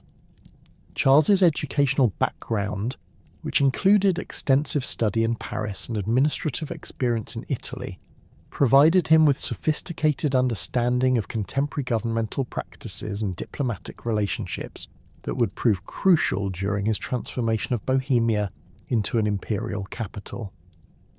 His multilingual abilities and cultural knowledge enabled effective communication with diverse populations throughout his territories, while facilitating the international relationships necessary for sustained imperial authority. The transfer of the imperial capital from traditional German centres to Prague represented one of the most significant political developments in 14th century Europe, and demonstrated Charles's vision of Bohemia's potential role within the broader imperial system.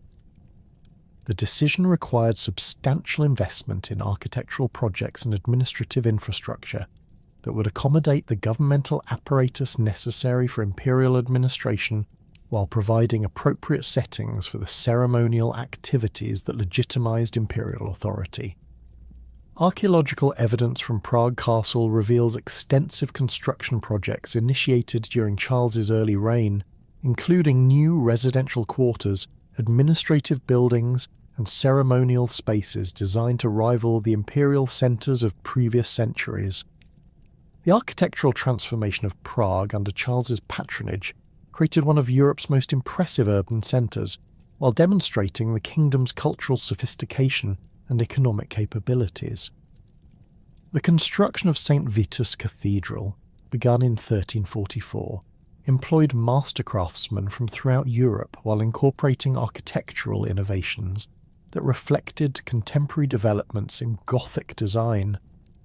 The cathedral's elaborate facade, sophisticated structural systems, and extensive sculptural programs created a religious setting appropriate for imperial coronations, while providing adequate space for the growing number of pilgrims visiting Bohemian religious sites. The foundation of Charles University in 1348 established the first university in Central Europe and created an institutional centre for scholarly activity that attracted students and faculty from throughout the continent. The university's curriculum included traditional subjects of theology, law, and medicine, while incorporating newer disciplines that reflected contemporary intellectual developments.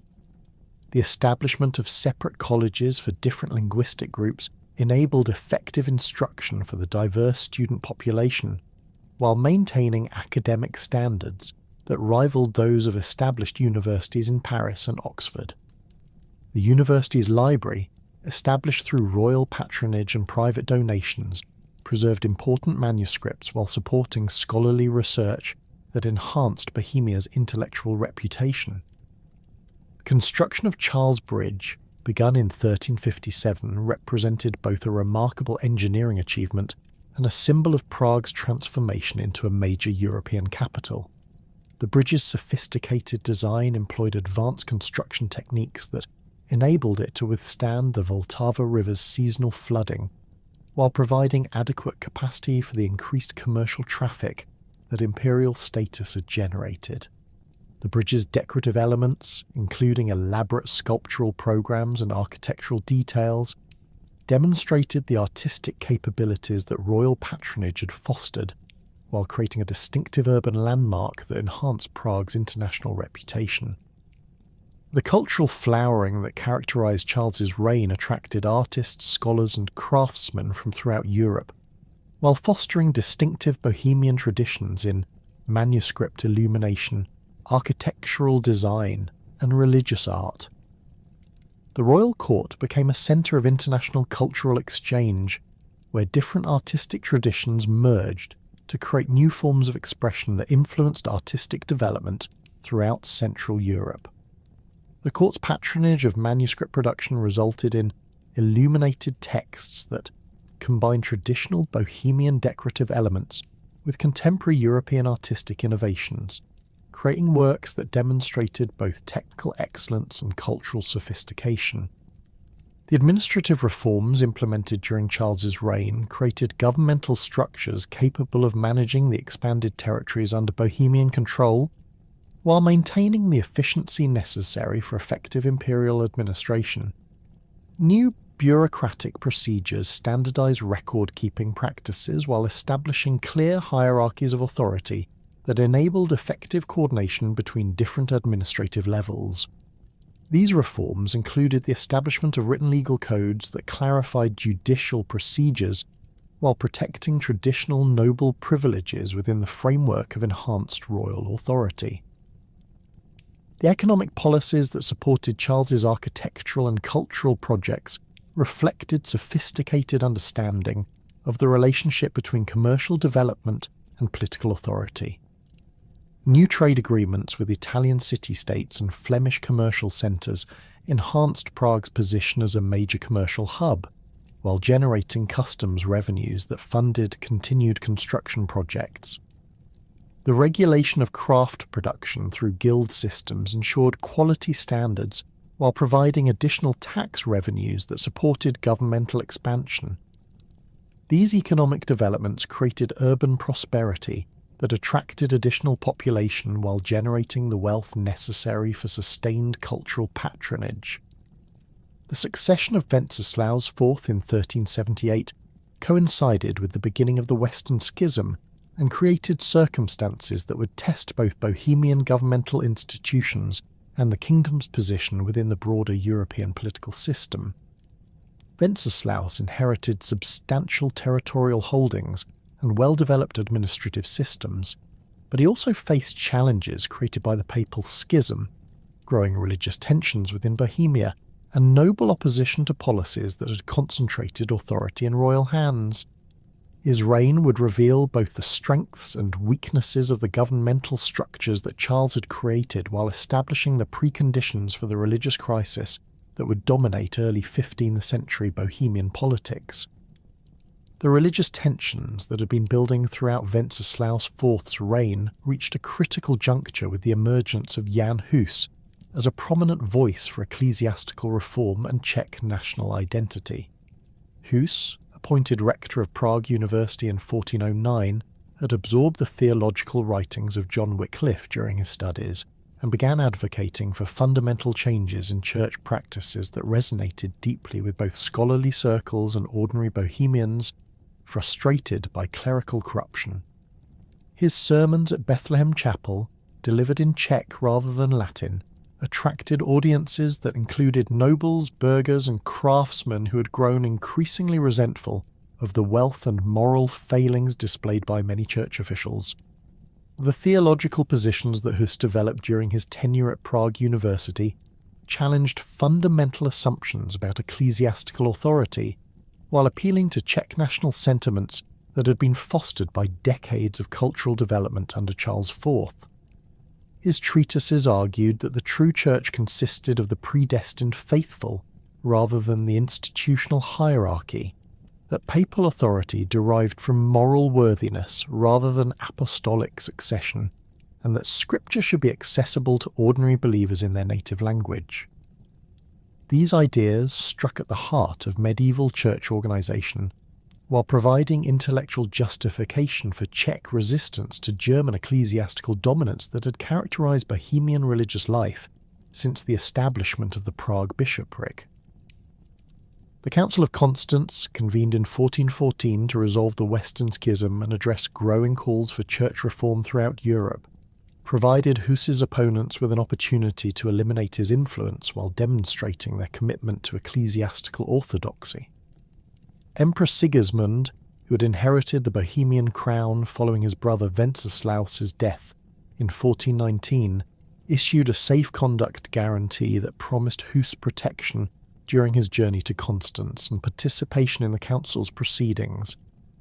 This imperial protection reflected both Sigismund's desire to resolve religious tensions within his territories and his confidence that conciliar authorities would handle the Hus controversy in ways that strengthened rather than weakened established church structures. Hus's arrival in Constance in November 1414 marked the beginning of proceedings that would transform a theological dispute into a catalyst for revolutionary upheaval throughout Central Europe. The safe conduct that Sigismund had provided proved worthless when conciliar authorities arrested Hus shortly after his arrival, arguing that imperial guarantees could not protect heretics from ecclesiastical justice. The arrest violated both imperial authority and diplomatic conventions, while demonstrating the council's determination to eliminate reform movements that threatened established church hierarchy. Archaeological evidence from Constance includes remains of the prison where Hus was held, revealing the harsh conditions that characterized his 8-month incarceration before trial. The trial proceedings that began in June 1415 revealed the fundamental incompatibility between Hus's theological positions and the ecclesiastical orthodoxy that conciliar authorities sought to maintain. The charges against Hus included denial of papal supremacy, advocacy of communion in both kinds for lay believers, and promotion of vernacular religious services that undermined clerical authority. The trial transcripts preserved in conciliar archives demonstrate both the sophisticated theological arguments that Hus presented in his defence and the predetermined nature of proceedings designed to secure his condemnation, rather than engage seriously with reform proposals. Hus's refusal to recant his theological positions during the final trial session on July 6, 1415, sealed his fate while providing Czech reformers with a martyred leader whose death would inspire decades of religious warfare. His final statement to the council affirmed his commitment to scriptural authority over human traditions, while expressing confidence that future generations would vindicate his theological positions. The execution that followed immediately after his condemnation employed the traditional method of burning, with Hus's ashes scattered in the Rhine River to prevent the collection of relics that might inspire continued devotion to his memory. News of Hus's execution reached Prague in late July 1415 and provoked immediate outrage among university scholars, noble supporters, and ordinary citizens who had followed his teachings. The violation of imperial safe conduct guarantees particularly enraged Czech nobles, who viewed Sigismund's failure to protect Hus as both a betrayal of imperial honour and evidence of German contempt for Czech interests. Public demonstrations in Prague included the burning of papal bulls and the destruction of property belonging to clergy who had supported Hus's condemnation, while university masters issued formal protests that condemned both the trial procedures and the execution itself. The religious ferment that followed Hus's death crystallized around the Four Articles of Prague, formulated in 1420 as a comprehensive statement of Czech reform demands that would guide the revolutionary movement throughout the subsequent wars. The first article demanded freedom of preaching throughout Bohemian territories, challenging the church hierarchy's control over religious instruction while establishing the principle that qualified individuals could interpret scripture regardless of their ordination status. This provision reflected both Hussite theological convictions and practical recognition that many parish priests lacked the education necessary for effective pastoral care. The second article required communion in both kinds for all believers, eliminating the distinction between clerical and lay communion that had symbolized ecclesiastical hierarchy throughout medieval Christianity. This demand carried profound symbolic significance beyond its theological implications, representing Czech rejection of German religious dominance while asserting the spiritual equality of all believers.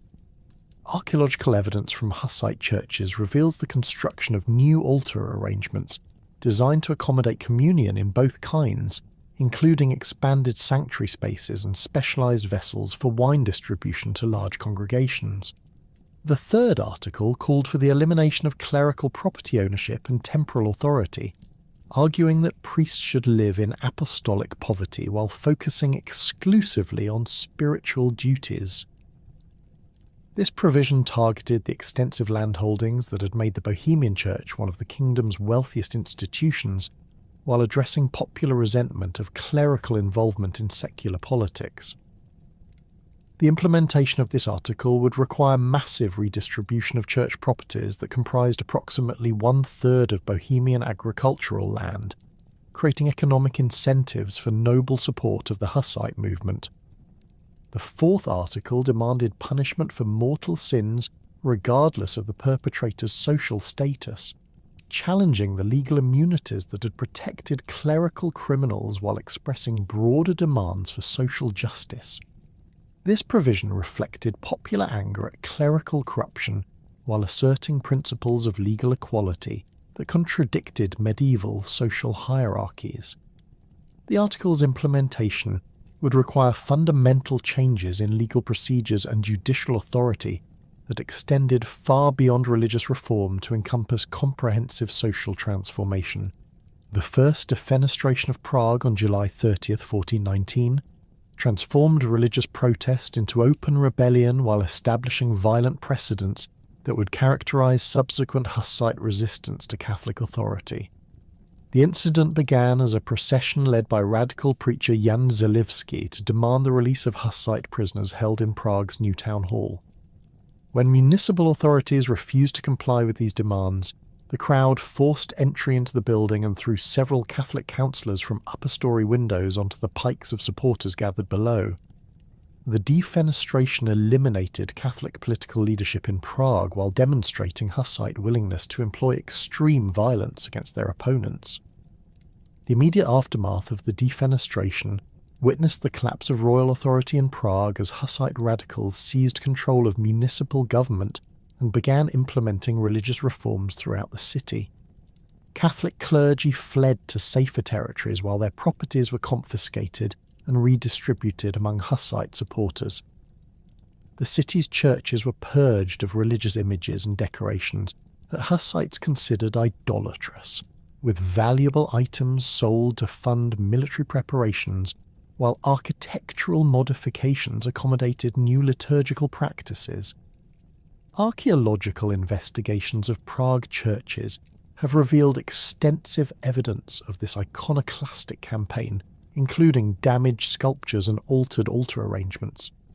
King Wenceslaus IV's death in August 1419, reportedly triggered by apoplexy upon learning of the defenestration, eliminated the last hope for peaceful resolution of religious tensions while creating succession circumstances that would legitimize armed resistance to Catholic authority.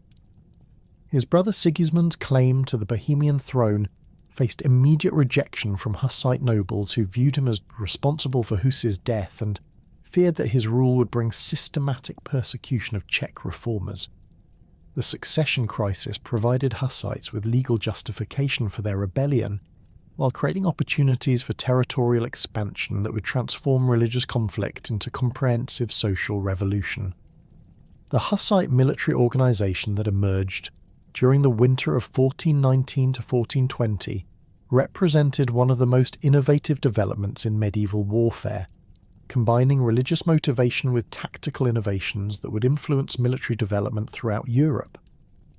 The movement's early leaders included minor nobles and urban professionals who possessed sufficient education to understand complex theological arguments while maintaining connections with ordinary craftsmen and farmers who provided the movement's numerical strength. This social composition enabled Hussite forces to combine aristocratic military expertise with popular enthusiasm in ways that proved devastatingly effective against traditional feudal armies. Jan Žižka of Trocnov emerged as the movement's most capable military commander, bringing extensive combat experience from previous service in royal armies while demonstrating exceptional talent for innovative tactics and strategic planning. His background included participation in the Battle of Grunwald in 1410, where he had observed the effectiveness of disciplined infantry formations against heavy cavalry charges. Žižka's early Hussite campaigns revealed his understanding of the movement's military limitations, while showcasing his ability to transform apparent weaknesses into tactical advantages that confounded enemy expectations. The war wagon formations that became synonymous with Hussite military success represented Žižka's most significant tactical innovation, creating mobile fortifications that provided protection for infantry forces while maintaining the flexibility necessary for offensive operations. These wagons, constructed according to standardized designs that enabled rapid deployment and effective coordination, incorporated iron reinforcements and specialized weapon mounts that transformed ordinary transport vehicles into formidable military equipment. The wagon's crews included crossbowmen, handgunners, and flail-wielding infantry who could deliver devastating firepower while remaining protected from cavalry charges that had traditionally dominated medieval battlefields. The Battle of Soudomé on March 25, 1420, provided the first major demonstration of war wagon effectiveness while establishing Žižka's reputation as one of Europe's most innovative military commanders. His forces, numbering fewer than 400 men, faced a Catholic army of approximately 2,000 troops that included experienced knights and professional soldiers confident in their ability to crush peasant rebels. The Hussite deployment created a wagon fortress on elevated ground that channeled enemy attacks into predetermined killing zones, where crossbow and early firearm volleys could achieve maximum effectiveness against armoured opponents. The Catholic assault on the wagon fortress revealed the fundamental tactical problems that traditional heavy cavalry faced when confronting well-prepared defensive positions equipped with missile weapons.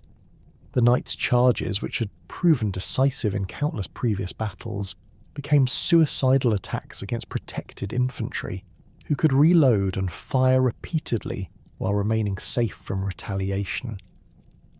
The battle's outcome demonstrated that disciplined common soldiers armed with appropriate weapons could defeat the military elite that had dominated European warfare for centuries, encouraging similar tactical innovations throughout the continent. The siege of Prague in 1420 by Sigismund's forces provided Žižka with opportunities to demonstrate war wagon effectiveness in defensive operations while revealing the broader strategic implications of Hussite military innovations. The imperial army, which included contingents from throughout the Holy Roman Empire, employed traditional siege techniques that proved inadequate against defenders who could sortie from the city using mobile wagon fortresses that provided protection during withdrawal. The siege's failure after several months of ineffective operations demonstrated both Hussite defensive capabilities and the inadequacy of conventional military methods against innovative opponents.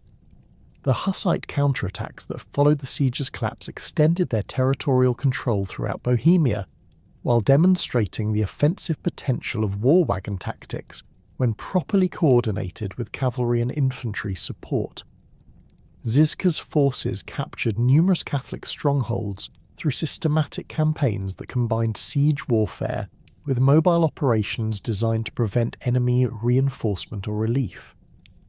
These victories provided Hussites with substantial military resources while eliminating Catholic bases that had threatened their territorial consolidation.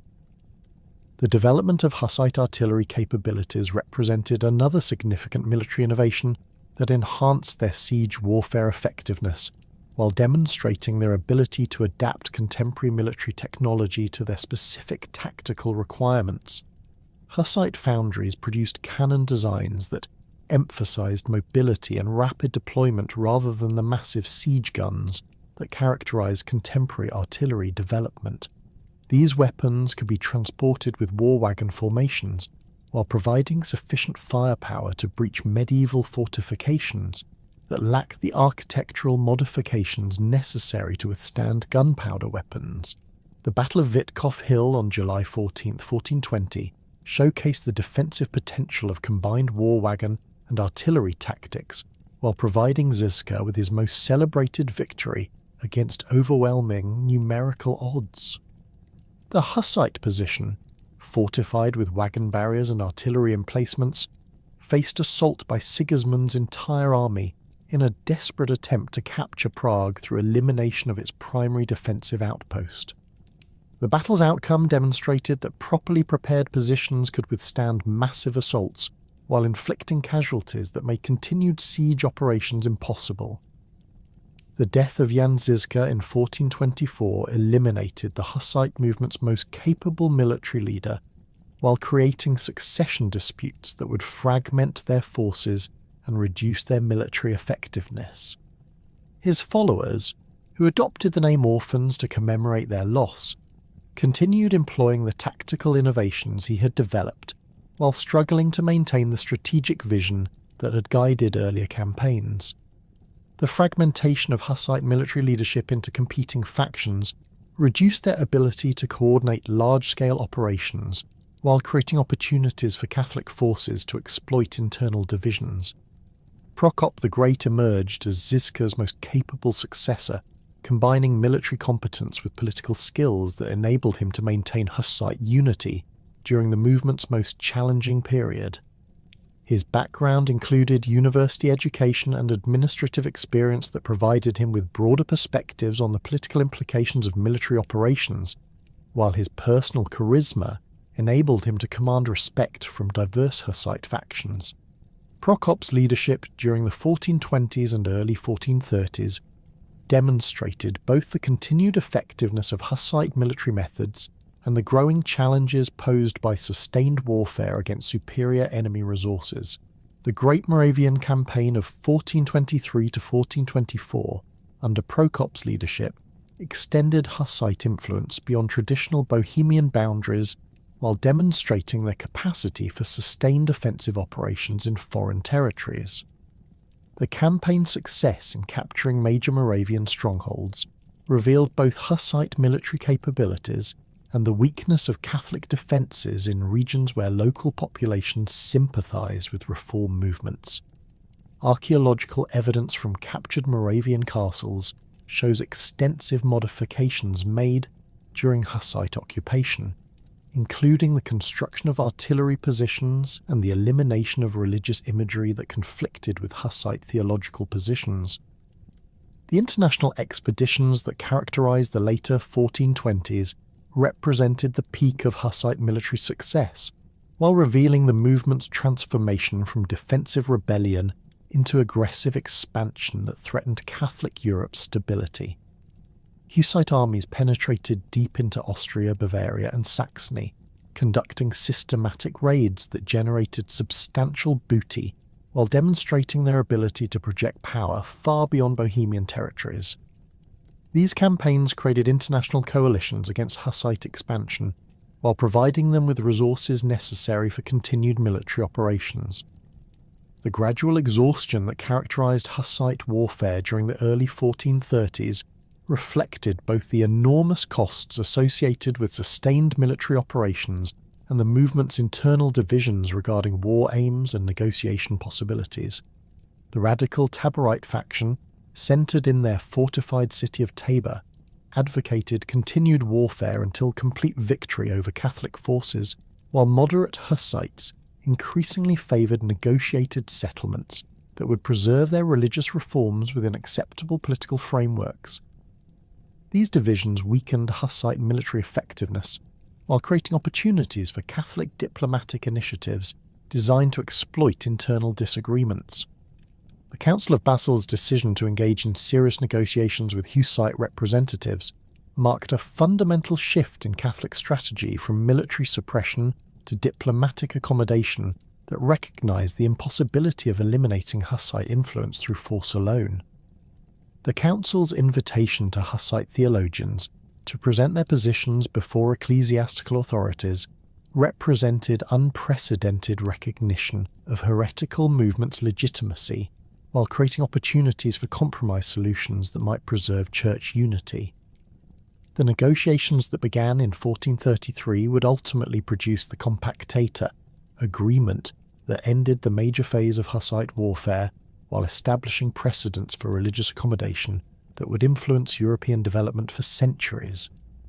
The Compactata of 1436, negotiated between moderate Hussite representatives and the Council of Basel, represented a remarkable compromise that preserved essential Hussite religious practices while restoring Bohemia's relationship with the broader Catholic Church.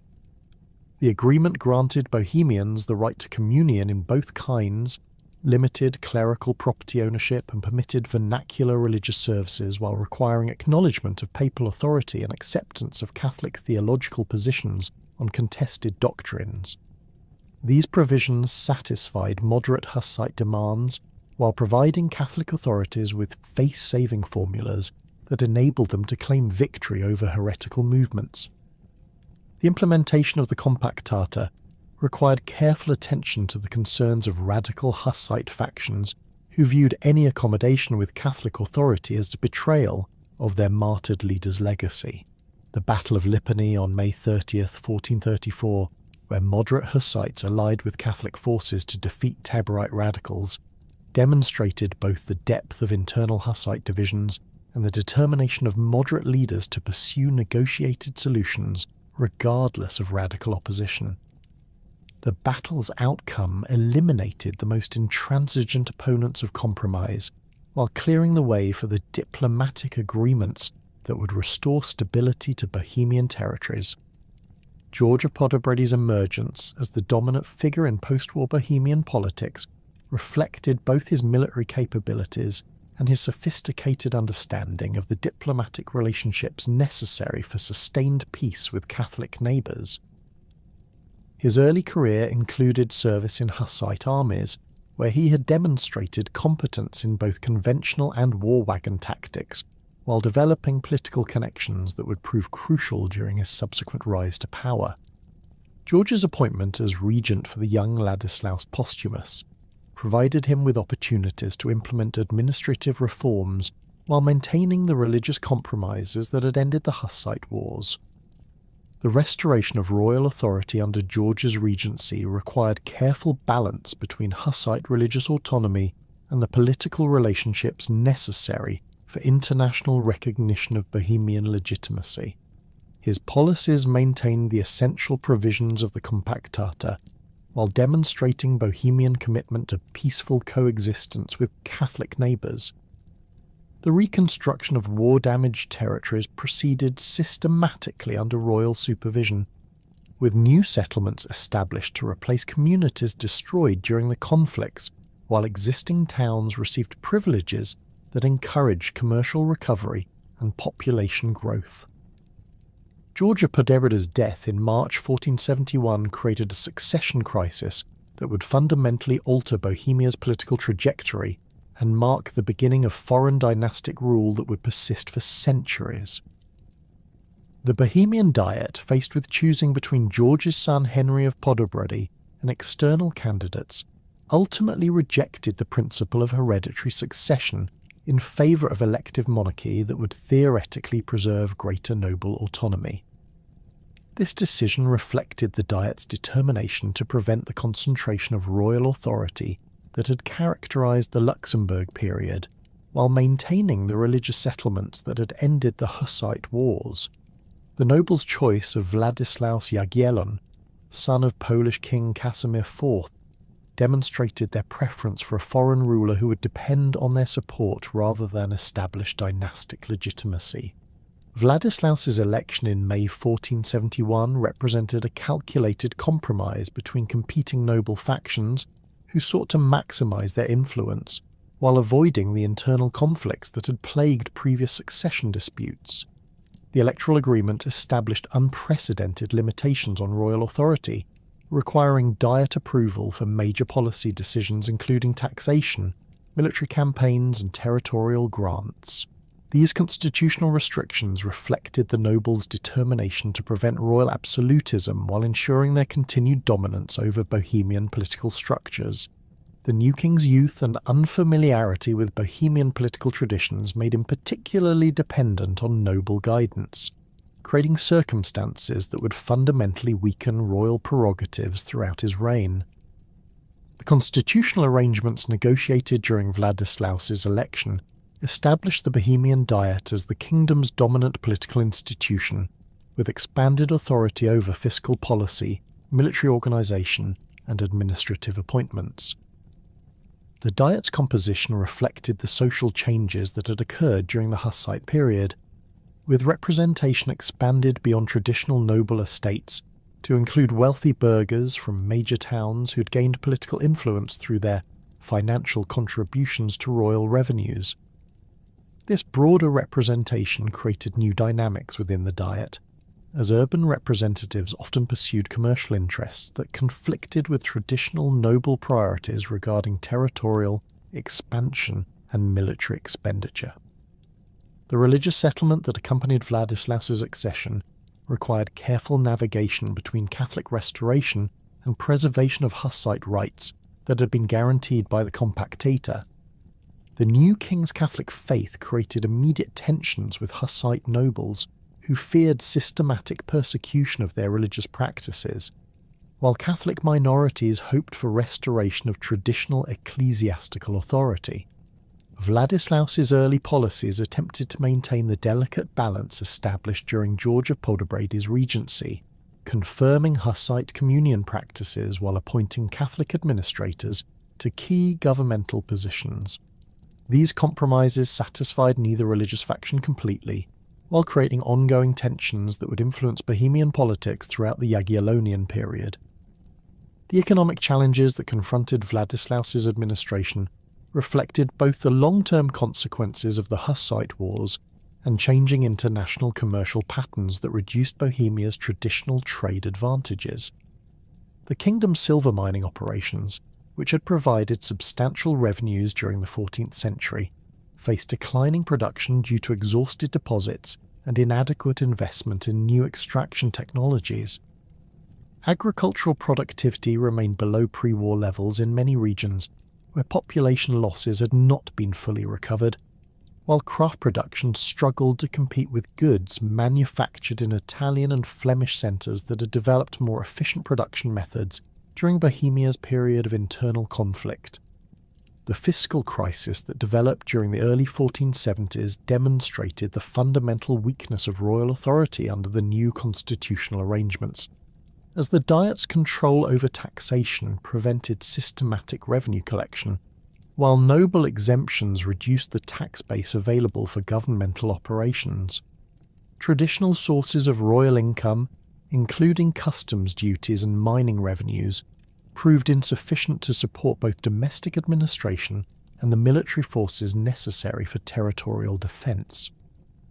The resulting financial constraints forced Vladislaus to rely increasingly on noble cooperation for basic governmental functions, further weakening royal authority while strengthening the Diet's position as the kingdom's effective governing body. The military challenges that emerged during this period reveal the deterioration of Bohemian defensive capabilities that had occurred following the end of systematic warfare against external enemies.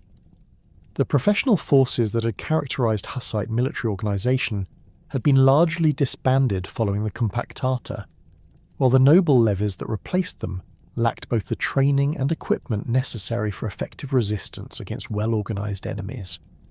The kingdom's fortifications, many of which had been damaged during the Hussite wars, required substantial investment for restoration, while new military technologies demanded expensive artillery and firearms that strained limited royal resources. The Hungarian succession crisis that followed the death of Matthias Corvinus in 1490 provided Vladislaus with unprecedented opportunities for territorial expansion, while creating military obligations that would strain Bohemian resources for decades. The Hungarian Diet's decision to elect Vladislaus as their king established a personal union between Bohemia and Hungary that theoretically doubled the territories under Jagiellonian authority. However, this expansion came at enormous cost as Hungarian territories faced constant Ottoman pressure along their southern frontiers, requiring military resources that Bohemia could ill afford while providing limited direct benefits to Bohemian commercial or strategic interests.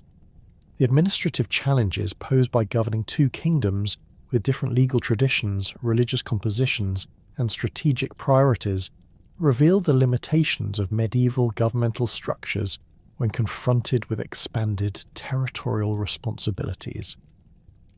Vladislaus established separate administrative systems for each kingdom, while attempting to coordinate policies that affected both territories, creating bureaucratic complexities that strained available personnel while generating conflicts between competing national interests. The king's frequent absences from Bohemia to address Hungarian affairs weakened royal authority in Prague, while enabling the Diet to assert greater control over domestic policies. The Ottoman expansion into Hungarian territories during the 1490s created military pressures that would dominate Jagiellonian policy for the remainder of Vladislaus's reign, while demonstrating the kingdom's inadequate preparation for sustained warfare against a sophisticated enemy. Ottoman forces employed advanced siege techniques, disciplined infantry formations, and superior artillery that proved devastatingly effective against Hungarian fortifications designed to resist medieval rather than early modern military technologies. The systematic Ottoman conquest of Hungarian border fortresses eliminated defensive barriers that had protected Central Europe for centuries while creating refugee populations that strained resources throughout the region. The Battle of Krabava Field in 1493, where Ottoman forces destroyed a major Croatian army, demonstrated both the effectiveness of Ottoman military organisation and the inadequacy of traditional Central European defensive strategies against early modern warfare. The Croatian defeat eliminated one of Hungary's most important defensive barriers, while providing Ottoman forces with secure bases for further expansion into Hungarian heartlands. Archaeological evidence from the battlefield reveals the extensive use of firearms by Ottoman forces, including early muskets and artillery pieces that gave them decisive advantages over Croatian forces equipped primarily with traditional medieval weapons. The peasant unrest that characterized the late 15th and early 16th centuries reflected both the economic pressures created by increased taxation to fund military operations and the social tensions generated by noble efforts to expand their authority at peasant expense. The Bohemian peasantry, which had gained certain rights during the Hussite period, faced systematic efforts to reduce their legal status and increase their labour obligations to noble landlords. These pressures generated sporadic rebellions throughout Bohemian territories, with peasant bands attacking noble estates and destroying records of feudal obligations that had been imposed during the post-Hussite settlement. The Slovak peasant revolt of 1514, led by Georgi Dossa, represented the most serious challenge to noble authority during this period, and revealed the extent of social tensions that had developed throughout the Hungarian territories under Jagiellonian rule. The revolt began as a crusading expedition against Ottoman forces, but transformed into a comprehensive assault on noble privileges and feudal obligations. Dossa's forces captured numerous noble strongholds while implementing radical social reforms that eliminated feudal distinctions and redistributed noble properties among peasant supporters. The revolt's initial success demonstrated both popular discontent with existing social arrangements and the military potential of organised peasant forces when properly led and motivated. The suppression of Dossa's revolt required extensive military operations that revealed both the nobility's determination to preserve their privileges and their dependence on royal authority for protection against popular uprisings. The combined forces of Hungarian and Croatian nobles, supported by professional soldiers funded through emergency taxation, eventually defeated the peasant armies through superior equipment and coordination. The brutal repression that followed the revolt's collapse included mass executions and the implementation of harsh legal codes that further restricted peasant rights while strengthening noble authority over rural populations. The constitutional changes implemented following the peasant revolt reflected noble determination to prevent future challenges to their authority, while reducing royal power that might be used to support popular movements. The Tripartitum legal code, promulgated in 1514, systematically codified noble privileges while reducing peasant rights to levels that approached serfdom in many regions. These legal changes strengthened noble control over agricultural production while reducing the tax base available for royal revenues, creating fiscal constraints that would plague subsequent rulers throughout the early 16th century.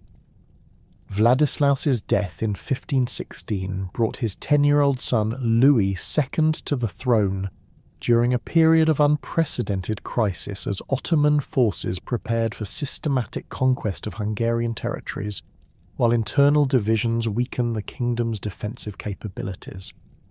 The regency established for the young king reflected the political compromises that had characterized his father's reign, with authority divided among competing noble factions who pursued their own interests rather than coordinated national policies. The regency's inability to implement effective military reforms or generate adequate revenues for territorial defence created circumstances that would prove catastrophic when Ottoman forces launched their final assault on Hungarian independence. The Ottoman military preparations that characterized Suleiman the Magnificent's early reign demonstrated the systematic approach that would enable their conquest of Hungarian territories despite determined resistance from local populations. Ottoman forces employed advanced logistics systems that enabled sustained operations far from their base territories, while their artillery capabilities provided decisive advantages in siege warfare against fortifications that had not been modernized to resist gunpowder weapons. The recruitment of experienced European military engineers and artillery specialists enhanced Ottoman capabilities, while their diplomatic initiatives isolated Hungary from potential allies who might have provided effective assistance. The Siege of Belgrade in 1521 revealed both Ottoman military superiority and Hungarian defensive weaknesses that would characterize subsequent military encounters between the two powers. The fortress, which had successfully resisted previous Ottoman assaults, fell after a brief siege that demonstrated the effectiveness of Ottoman artillery against medieval fortifications. The capture of Belgrade eliminated Hungary's primary defensive barrier along the Danube River, while providing Ottoman forces with secure bases for further expansion into Hungarian heartlands. Archaeological investigations at Belgrade have revealed extensive evidence of the siege, including cannonballs and structural damage that demonstrate the intensity of the bombardment that determined the fortress's fate. The Hungarian Diet's desperate attempts to organise effective resistance during the early 1520s revealed both the kingdom's military potential and the political divisions that prevented effective coordination of defensive efforts. The Diet authorised substantial tax increases to fund military preparations, while negotiating with potential allies, including the Holy Roman Empire and Poland, for military assistance against Ottoman expansion. However, these efforts came too late to address the fundamental weaknesses in Hungarian military organisation, while internal political conflicts prevented effective implementation of defensive strategies. The marriage negotiations between Louis II and Mary of Austria, completed in 1515, represented the Hungarian Diet's attempt to secure Habsburg military support against Ottoman expansion while maintaining Hungarian independence under Jagiellonian rule. The marriage created diplomatic relationships with the Habsburg family that theoretically provided access to imperial military resources, while the reciprocal marriage between Archduke Ferdinand and Louis's sister Anna established dynastic connections that would prove crucial following Louis's death. These arrangements reflected sophisticated understanding of European diplomatic relationships while demonstrating Hungarian recognition of their inability to resist Ottoman expansion without external assistance. The final Ottoman campaign that culminated in the Battle of Mohacs represented Suleiman's systematic effort to eliminate Hungarian independence, while establishing Ottoman control over Central European territories that had previously remained outside Islamic influence. The Ottoman army that assembled for this campaign included approximately 100,000 troops, supported by advanced artillery and logistical systems that enabled sustained operations throughout Hungarian territories. The force's composition included elite janissary units, provincial cavalry formations, and specialized siege troops capable of reducing any fortification that might resist their advance. The Hungarian response to Ottoman invasion revealed both the kingdom's military limitations and the courage of nobles who chose to resist, despite overwhelming odds against their success. Louis II assembled approximately 25,000 troops for the decisive battle, including contingents from throughout the kingdom and small numbers of foreign volunteers who had answered calls for Christian solidarity against Islamic expansion. The Hungarian army's composition reflected traditional medieval military organisation, with heavy cavalry forming the core of their battle line, supported by infantry units that lacked the training and equipment necessary for effective resistance against Ottoman forces. The Battle of Mohacs on August 29, 1526, represented one of the most decisive military encounters in Central European history, as Ottoman forces systematically destroyed Hungarian military capabilities while eliminating the kingdom's political leadership. The battle began with Hungarian cavalry charges against Ottoman positions that initially achieved limited success before encountering disciplined janissary formations supported by artillery that proved devastatingly effective against armoured knights. The Hungarian forces, fighting with desperate courage, sustained enormous casualties while failing to achieve any significant tactical objectives that might have altered the battle's outcome. Louis II's death during the final stages of combat eliminated the last Jagiellonian ruler, while creating succession circumstances that would bring Habsburg authority to both Bohemia and Hungary. The young king's body, discovered in a marsh where he had apparently drowned while attempting to escape the battlefield, bore wounds that indicated he'd fought personally in the cavalry melees that characterised the battle's final phase. His death symbolised both the end of Hungarian independence and the collapse of the political arrangements that had governed Central Europe since the late 15th century. The immediate aftermath of Mohacs witnessed the rapid disintegration of Hungarian political structures as surviving nobles fled to secure territories while Ottoman forces systematically occupied strategic positions throughout the kingdom. The Hungarian Diet, reduced to a handful of survivors, faced the impossible choice between acknowledging Ottoman suzerainty or seeking Habsburg protection that would end Hungarian independence under different circumstances. The political vacuum created by military defeat enabled competing claimants to assert authority over different regions, while Ottoman forces consolidated their control over territories that had resisted Islamic expansion for centuries. The Bohemian Diet's decision to elect Ferdinand of Austria as their king represented both recognition of Habsburg military capabilities and acceptance of the political realities created by Ottoman expansion in Central Europe. Ferdinand's candidacy offered the prospect of imperial military support against potential Ottoman expansion into Bohemian territories, while his marriage to Louis II's sister provided dynastic legitimacy for Habsburg claims.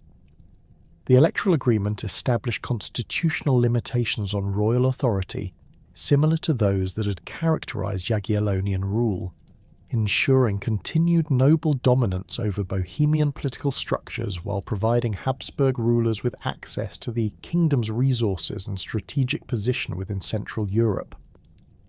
Ferdinand's coronation as King of Bohemia in Prague Castle on February 24, 1527, marked the beginning of Habsburg rule that would fundamentally transform the kingdom's political, religious and cultural landscape over the subsequent century. The ceremony itself reflected the delicate balance between Habsburg dynastic ambitions and Bohemian constitutional traditions, as Ferdinand accepted the crown under conditions negotiated with the Diet that preserved noble privileges while acknowledging his authority as a hereditary monarch. The coronation regalia, including the crown of St. Wenceslaus with its distinctive fleur-de-lis design and precious stone inlays, symbolised continuity with Bohemian royal traditions, even as political power shifted decisively toward Vienna and the broader Habsburg imperial system. The constitutional arrangements that accompanied Ferdinand's accession established a framework for Habsburg-Bohemian relations that would persist throughout the 16th century, while creating inherent tensions between royal prerogatives and noble autonomy. The Bohemian Diet retained control over taxation and military levies, requiring royal negotiation for revenue collection, while maintaining the right to approve or reject proposed legislation. These limitations on royal authority reflected the nobles' determination to preserve the political gains achieved during the Jagiellonian period, while recognizing their need for Habsburg military protection against potential Ottoman expansion. Archaeological evidence from noble estates throughout Bohemia reveals extensive fortification improvements undertaken during this period, suggesting continued concerns about territorial security despite Habsburg guarantees of protection. Ferdinand's early administrative reforms demonstrated his understanding of the need to balance imperial integration with respect for Bohemian institutional traditions.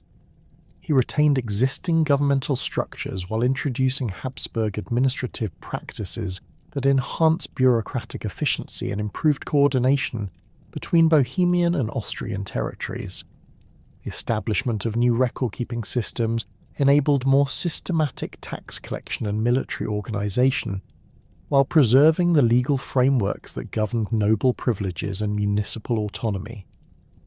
These changes created hybrid governmental structures that combined Habsburg centralisation with Bohemian particularism in ways that satisfied immediate political needs while establishing precedents for future conflicts over constitutional authority.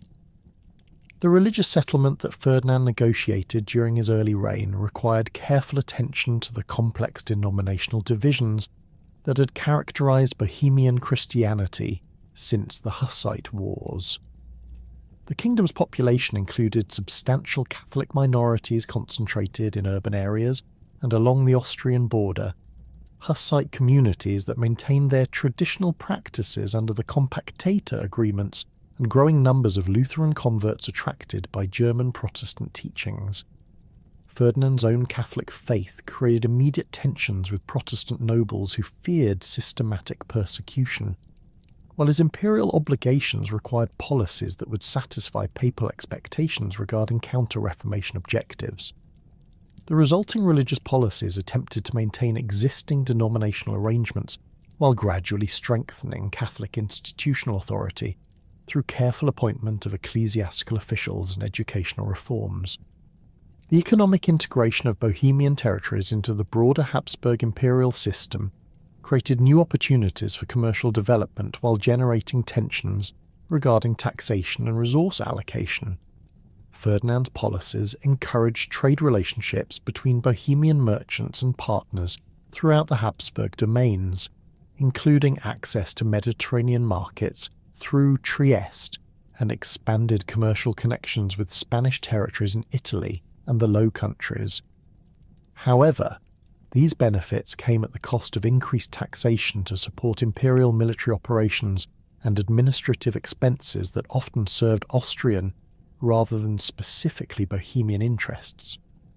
The development of new silver mining operations in the Bohemian mountains provided substantial revenues for imperial coffers while employing advanced extraction techniques borrowed from Spanish colonial mining experiences in the Americas.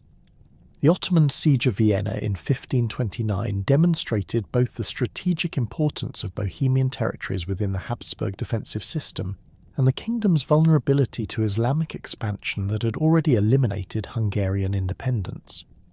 Ferdinand's mobilization of Bohemian military resources for Vienna's defense required extensive negotiations with the Diet regarding troop levies and financial contributions, revealing the constitutional limitations that constrained royal authority even during existential crises. Bohemian forces that participated in Vienna's defense included approximately 8,000 infantry and 2,000 cavalry equipped with firearms and artillery that reflected the military modernization that had occurred under Habsburg rule.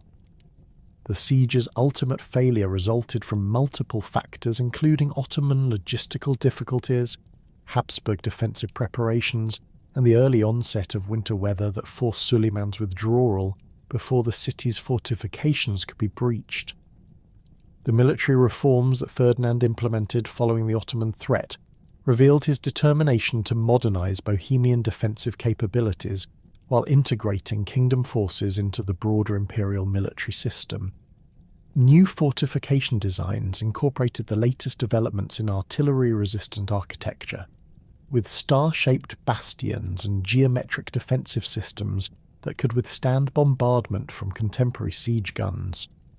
The construction of these fortifications required substantial financial investment and technical expertise, leading to the recruitment of Italian military engineers who had developed their skills during the Italian wars. Archaeological investigations at sites including Terezin and other border fortifications reveal the sophisticated engineering that characterized these defensive improvements, including underground galleries, specialized artillery positions, and advanced water management systems that enabled extended siege resistance. The expansion of firearms production within Bohemian territories reflected both military necessity and economic opportunity as demand for advanced weapons increased throughout Central Europe. Bohemian armaments workshops developed expertise in manufacturing muskets, pistols, and artillery pieces that combined German metallurgical techniques with innovations developed through practical military experience. The kingdom's iron ore deposits provided raw materials for weapons production, while skilled craftsmen trained in German and Italian workshops established manufacturing centres in Prague and other major towns. These developments created new sources of revenue for royal coffers while providing employment for urban populations that had suffered during previous periods of political instability. Ferdinand's death in 1564 brought his son Maximilian second to the Bohemian throne during a period of relative stability that enabled the new king to pursue more ambitious policies regarding religious accommodation and cultural development. Maximilian's education had exposed him to humanist scholarship and Renaissance artistic traditions that influenced his approach to governance, while his personal religious convictions, which some contemporaries suspected included Protestant sympathies, enabled him to navigate denominational conflicts with greater flexibility than his strictly Catholic father had demonstrated. The new king's court in Prague attracted scholars, artists, and musicians from throughout Europe, while his patronage of architectural projects enhanced the city's reputation as a major cultural centre. The religious policies that Maximilian developed during the 1560s and 1570s represented a sophisticated attempt to balance Counter-Reformation objectives with practical recognition of Protestant strength within Bohemian territories. Rather than pursuing systematic persecution of Protestant communities, Maximilian adopted policies of selective tolerance that maintained Catholic institutional authority while permitting Protestant worship under regulated conditions. These arrangements satisfied moderate Protestant nobles who sought religious security rather than political confrontation, while enabling Catholic authorities to claim progress toward denominational unity without provoking the armed resistance that more aggressive policies might have generated. Archaeological evidence from rural parishes throughout Bohemia reveals the construction of new churches during this period that incorporated architectural features suitable for both Catholic and Protestant liturgical practices, suggesting practical accommodation at local levels despite ongoing theological disagreements. The Bohemian Confession of 1575 represented the culmination of Protestant efforts to secure formal recognition of their religious rights, while demonstrating the sophisticated theological scholarship that had developed within Reformed communities since the early 16th century. The Confession's authors, led by prominent nobles including Václav Budovec of Budov and other educated Protestant leaders, created a comprehensive statement of faith that combined Lutheran doctrinal positions with elements derived from Hussite traditions and Calvinist theological innovations. The document's careful theological argumentation reflected its author's understanding of the need to present Protestant positions in ways that would satisfy imperial scrutiny, while maintaining the distinctive characteristics that differentiated Bohemian Protestantism from German Lutheran orthodoxy. Maximilian's acceptance of the Bohemian Confession marked a significant departure from previous Habsburg religious policies, while establishing precedents for denominational coexistence that would influence Central European development for decades. The king's formal recognition of Protestant rights included guarantees of religious worship, educational autonomy, and legal protection that provided security for reformed communities while establishing clear boundaries for their activities.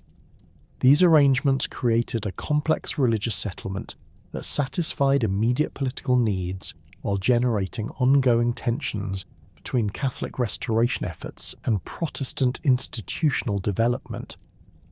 The implementation of these agreements required careful attention to local circumstances throughout Bohemian territories, with different regions developing varying approaches to denominational coexistence based on their specific demographic and political conditions. The cultural flowering that characterized Maximilian's reign reflected both the resources made available through economic development and the international connections that Habsburg rule had established with artistic centers throughout Europe. Prague Castle underwent extensive renovation projects that incorporated Renaissance architectural elements while preserving Gothic structural features that connected the complex with Bohemian historical traditions. The castle's new residential quarters included elaborate decorative programs that combined Italian artistic techniques with local craftsmanship traditions, creating distinctive architectural styles that influenced building projects throughout Central Europe. The expansion of the castle's gardens employed advanced horticultural techniques borrowed from Italian Renaissance villa designs, while incorporating plant species from throughout the Habsburg domains that demonstrated the dynasty's global reach. The establishment of new educational institutions during this period reflected Maximilian's commitment to intellectual development, while serving practical needs for trained administrators and clergy capable of managing the kingdom's complex religious and political arrangements.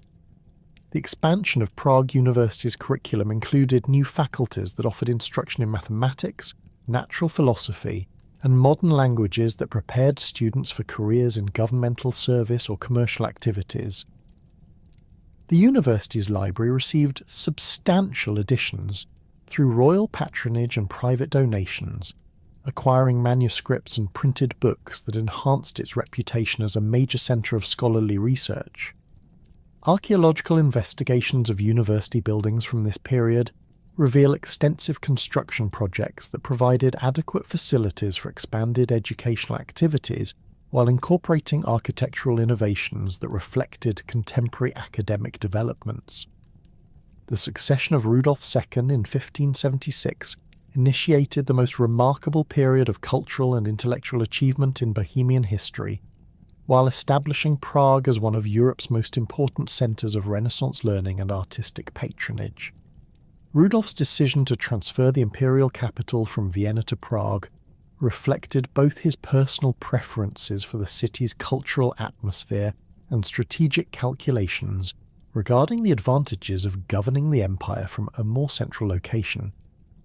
The transfer required massive expansion of governmental facilities and residential accommodations that transformed Prague's urban landscape while attracting thousands of courtiers, administrators, artists, and scholars who contributed to the city's cosmopolitan character. Rudolf's court became renowned throughout Europe for its patronage of scientific research, artistic innovation, and intellectual inquiry that attracted leading figures from diverse fields of learning. The emperor's personal interests in astronomy, alchemy, and natural philosophy created an environment where experimental investigation flourished alongside traditional scholarly pursuits. Tycho Brahe's arrival in Prague in 1599 established the city as a major centre of astronomical research, with his observations from the Imperial Observatory contributing fundamental data that would later support Johannes Kepler's revolutionary theories of planetary motion. The observatory's sophisticated instruments, including large brass quadrants and celestial globes, represented the most advanced scientific equipment available in contemporary Europe, while their precise construction demonstrated the high level of craftsmanship that imperial patronage had fostered.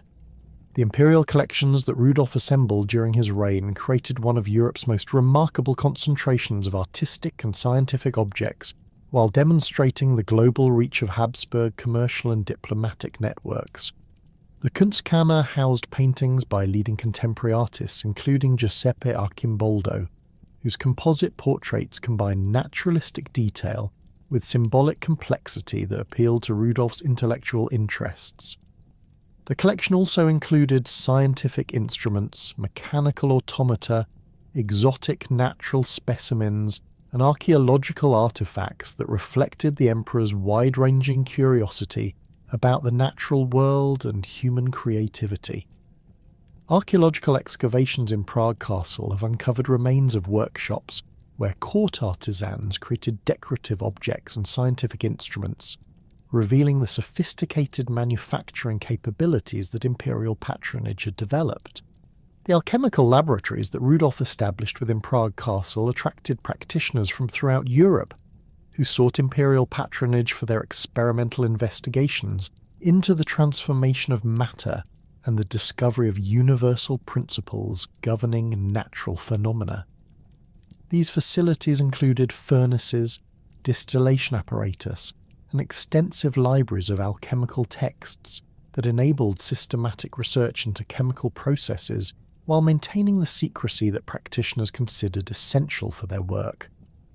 The laboratory's activities combined practical metallurgy and pharmaceutical preparation with theoretical investigations that contributed to the gradual development of modern chemistry, despite their foundation in medieval alchemical traditions. The religious tensions that developed during Rudolf's later reign reflected both his personal withdrawal from active governance and the growing polarization between Catholic and Protestant factions throughout the Habsburg domains. The emperor's increasing reclusiveness and apparent mental instability created opportunities for competing religious and political factions to assert greater influence over imperial policy, while reducing the careful balance that had characterized previous decades.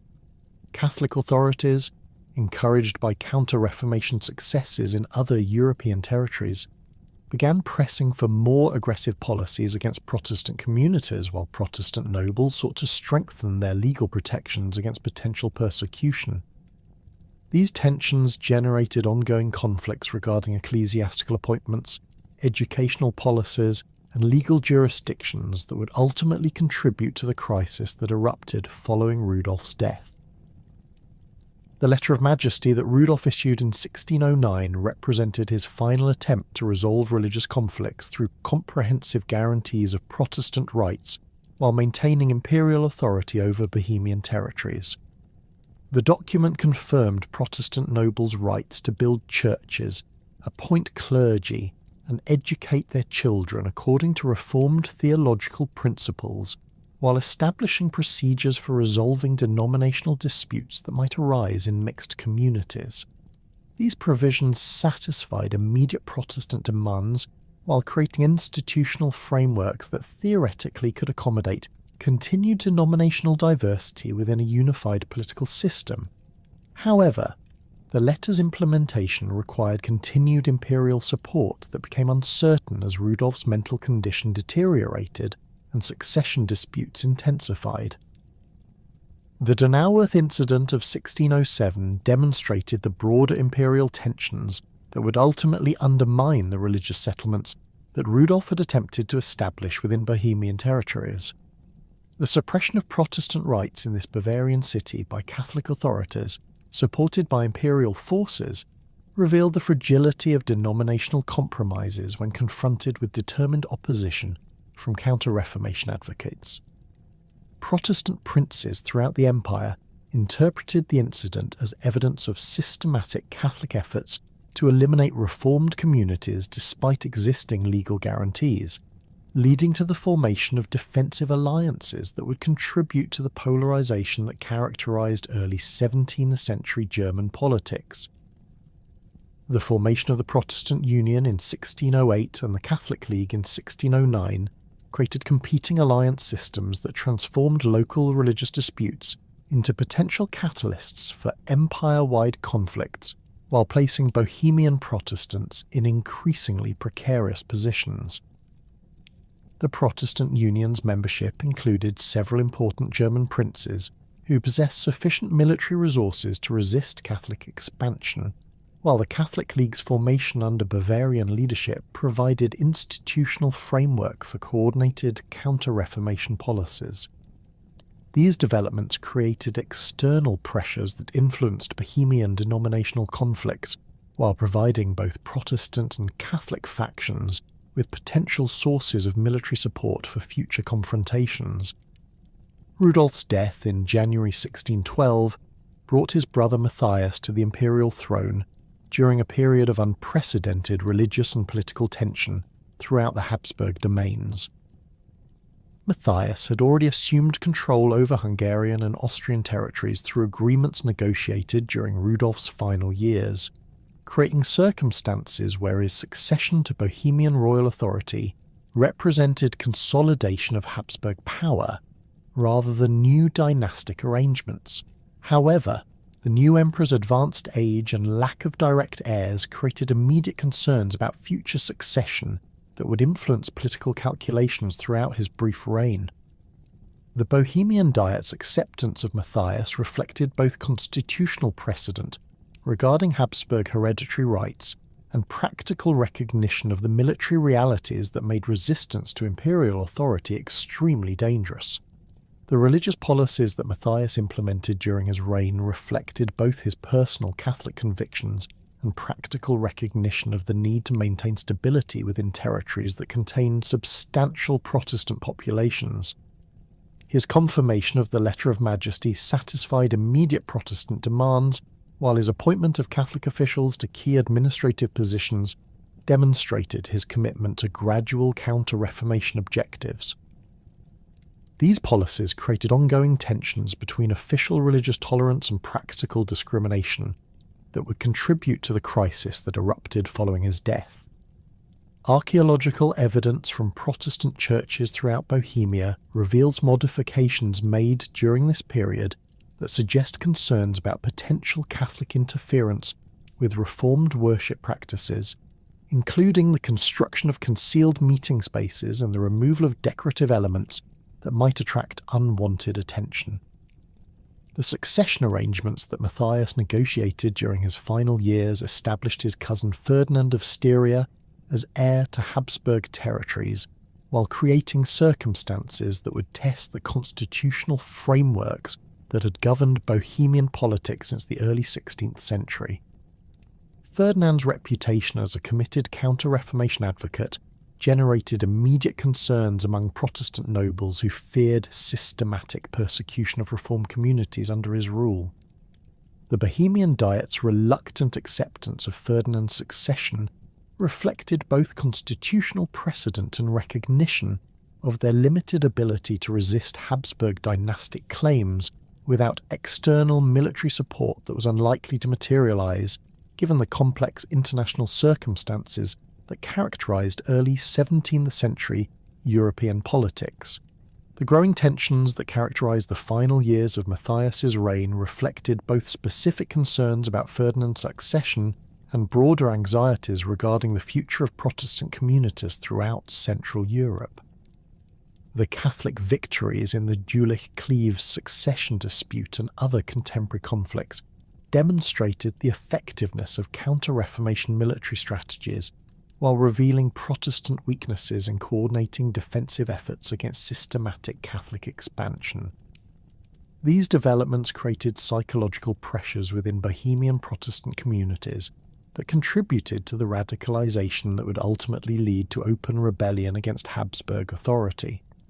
The construction of new fortifications at Protestant noble estates throughout Bohemia during this period suggests preparation for potential military resistance despite the enormous risks associated with confronting imperial power.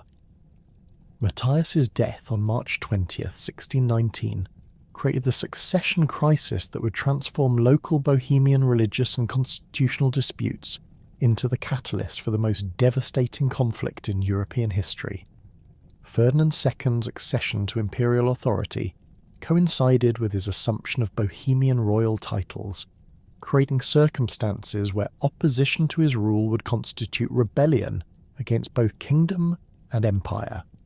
The new emperor's immediate implementation of counter-Reformation policies, including the appointment of Catholic officials to positions previously held by Protestants and restrictions on reformed educational activities, confirmed Protestant fears regarding his intentions, while providing justification for the resistance that had been developing throughout the previous decade. The Second Defenestration of Prague on May 23, 1618, represented the culmination of mounting tensions between Protestant nobles and imperial authorities, while establishing violent precedents that would characterize the subsequent conflict. The incident began as a confrontation between Protestant representatives and imperial governors regarding the implementation of religious policies that Protestants considered violations of the Letter of Majesty's guarantees.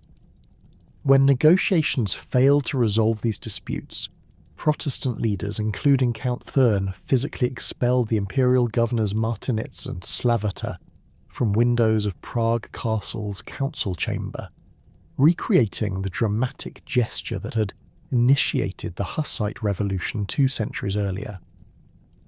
The governors' survival after their fall into the castle moat's refuse heap was attributed by Catholics to miraculous intervention, while Protestants claimed their thick coats had cushioned their landing, creating competing narratives that reflected the deeper ideological divisions that separated the opposing factions. The immediate aftermath of the defenestration witnessed the rapid collapse of imperial authority throughout Bohemian territories as Protestant nobles assumed control of governmental institutions, while beginning military preparations for the conflict they recognized was now inevitable. The formation of a provisional government under Protestant leadership eliminated Habsburg administrative authority, while establishing new constitutional arrangements that theoretically restored the elective monarchy that had characterized pre-Habsburg Bohemian politics. These changes required extensive reorganization of governmental structures and military forces while creating diplomatic opportunities for alliances with other European powers that opposed Habsburg hegemony. The speed and effectiveness of these organizational efforts demonstrated the sophisticated planning that had preceded the defenestration, while revealing the extent of Protestant preparation for armed resistance against imperial authority.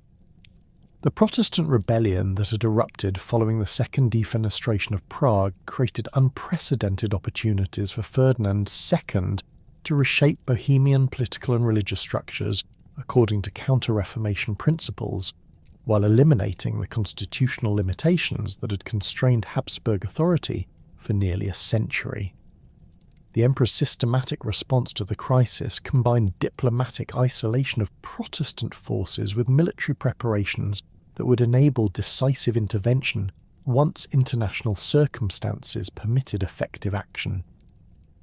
Ferdinand's negotiations with Catholic allies throughout Europe, including Pope Paul V, Philip III of Spain, and Maximilian of Bavaria, created financial and military resources that far exceeded anything the Bohemian Protestant rebels could mobilize through their limited alliance networks with German Protestant princes and potential Ottoman support. The military preparations that Ferdinand undertook during 1619 and early 1620 demonstrated the sophisticated logistical capabilities that the Habsburg imperial system had developed through decades of warfare against Ottoman forces and rebellious subjects throughout the dynasty's diverse territories. Imperial recruiting agents operated throughout Catholic regions of the Holy Roman Empire, offering attractive terms of service that drew experienced soldiers from previous campaigns in Hungary, Italy, and the Low Countries. These professional forces included Spanish tercios veterans, whose disciplined infantry formations had proven devastatingly effective in contemporary European warfare, while German Catholic cavalry units provided mobile strike capabilities that could exploit tactical opportunities created by coordinated infantry and artillery operations. The Catholic League's military contributions to Ferdinand's campaign reflected both religious solidarity against Protestant rebellion and strategic calculations regarding the advantages of eliminating Bohemian Protestant influence within the imperial system. Maximilian of Bavaria's forces included approximately 25,000 well-trained troops equipped with modern firearms and artillery pieces manufactured in Augsburg workshops that had developed advanced metallurgical techniques through decades of weapons production for imperial armies. The Bavarian army's organizational structure incorporated lessons learned from previous conflicts, including standardized supply procedures, medical services, and communication systems that enabled effective coordination during extended campaign operations in foreign territories. The Protestant military response to imperial preparations revealed both the determination of Bohemian rebels and the fundamental weaknesses that would ultimately determine their defeat. The Bohemian estate's attempts to create effective military forces faced enormous challenges, including limited financial resources, inadequate weapons production capabilities, and the absence of experienced military leadership capable of coordinating resistance against professional imperial armies. The rebels' early military efforts focused on securing control of strategic fortifications throughout Bohemian territories, while attempting to establish alliance relationships with Protestant powers that could provide the external support necessary for sustained resistance against Habsburg military superiority. Christian of Anhalt's appointment as commander of Protestant forces represented the rebels' attempt to acquire professional military leadership, while his previous experience in Dutch service against Spanish forces provided valuable knowledge of contemporary military techniques and organizational methods. However, Christian's forces remained fundamentally inferior to imperial armies in terms of equipment, training, and logistical support. While his strategic position required defensive operations that negated many advantages the Protestant forces might have possessed through superior knowledge of local terrain and population support. The Protestant army that assembled during the summer of 1620 included approximately 21,000 troops, drawn from Bohemian levies, German Protestant auxiliaries, and Hungarian allies, whose military effectiveness varied considerably based on their previous combat experience and equipment quality. The campaign that culminated in the Battle of White Mountain began with imperial forces crossing into Bohemian territory in September 1620, employing systematic advance procedures that secured their supply lines while preventing Protestant forces from conducting effective harassment operations against their columns.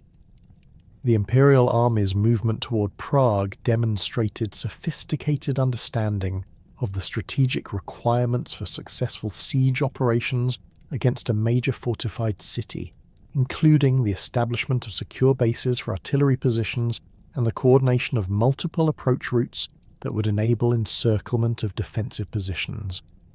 Archaeological evidence from the campaign route reveals extensive evidence of imperial military organization, including standardized camp layouts, defensive earthworks, and supply depot locations that reflect advanced logistical planning. The Protestant decision to meet imperial forces in open battle rather than conducting siege defense of Prague reflected both strategic calculations regarding their inability to withstand extended siege operations and political pressures from nobles who demanded active resistance rather than passive defense.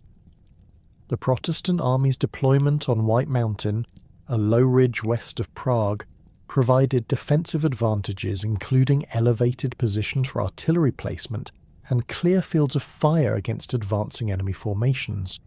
However, the position also created tactical limitations by preventing effective retreat if the battle developed unfavourably while exposing Protestant forces to potential flanking manoeuvres that could exploit the relatively open terrain surrounding their defensive positions.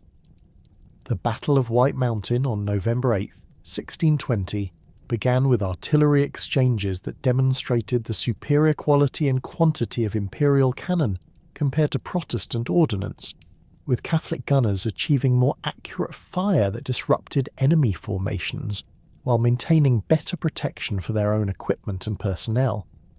The imperial artillery bombardment included both direct fire against Protestant infantry positions and indirect fire that targeted command posts and supply areas behind enemy lines. Archaeological investigations at the battlefield have revealed numerous cannonballs and artillery fragments that indicate the intensity of the bombardment, with iron projectiles ranging from small anti-personnel rounds to large siege gun ammunition designed to breach fortified positions. The infantry assault that followed the artillery preparation showcased the tactical superiority of imperial forces while revealing the fundamental weaknesses in Protestant military organisation that had developed during their brief period of independence. The Catholic advance employed coordinated formations that combined pike squares with musketeer units in ways that maximised firepower while maintaining defensive capabilities against cavalry charges. The Spanish tercios veterans, who formed the core of imperial infantry, demonstrated the discipline and tactical flexibility that had made them Europe's most feared soldiers, advancing steadily despite Protestant resistance, while maintaining formation integrity that enabled effective mutual support between different units. The Protestant resistance during the battle's initial phases demonstrated considerable individual courage, while revealing the organisational problems that prevented effective coordination between different elements of their army. Protestant infantry units fought tenaciously from their defensive positions, inflicting significant casualties on advancing imperial forces through effective use of firearms and artillery. However, the lack of experienced officers capable of coordinating tactical responses to changing battlefield conditions prevented Protestant forces from exploiting opportunities that might have altered the battle's outcome. The absence of adequate reserves that could reinforce threatened positions or exploit tactical successes created circumstances where initial defensive advantages were gradually eroded through sustained imperial pressure. The cavalry engagement that developed on the battle's northern flank proved decisive in determining the overall outcome, as imperial horsemen successfully outflanked Protestant positions while preventing effective withdrawal of defeated infantry units. The Catholic cavalry included both German heavy cavalry, equipped with armour and firearms, and Croatian light cavalry, whose mobility and harassment tactics proved particularly effective against disorganised enemy formations. The collapse of Protestant cavalry resistance eliminated their ability to protect infantry flanks while creating panic that spread throughout their entire army as soldiers recognised that organised retreat had become impossible. The rout that followed the collapse of Protestant defensive positions demonstrated both the completeness of imperial victory and the devastating consequences that awaited defeated rebel forces. Protestant soldiers fled toward Prague in complete disorder, abandoning equipment and supplies, while imperial cavalry pursued them with systematic efficiency that maximised casualties among the defeated enemy. The pursuit continued for several miles, with imperial forces capturing or killing thousands of Protestant troops who had thrown away weapons and equipment in their desperate attempts to escape. Archaeological evidence along the retreat route includes discarded military equipment, personal possessions, and human remains that indicate the scale of the disaster that befell Protestant forces. The immediate aftermath of White Mountain witnessed the systematic elimination of Protestant political leadership through executions that demonstrated Ferdinand II's determination to prevent future rebellions while establishing Habsburg authority on foundations that could not be challenged by constitutional opposition. The imperial commissioners who assumed control of Prague began immediate investigations to identify rebel leaders and their supporters, employing interrogation techniques and documentary evidence to compile comprehensive lists of individuals who had participated in or supported the Protestant rebellion. These investigations revealed the extensive network of noble families, urban leaders, and ecclesiastical figures who had contributed to the revolt, while providing legal justification for the massive confiscations and executions that would follow.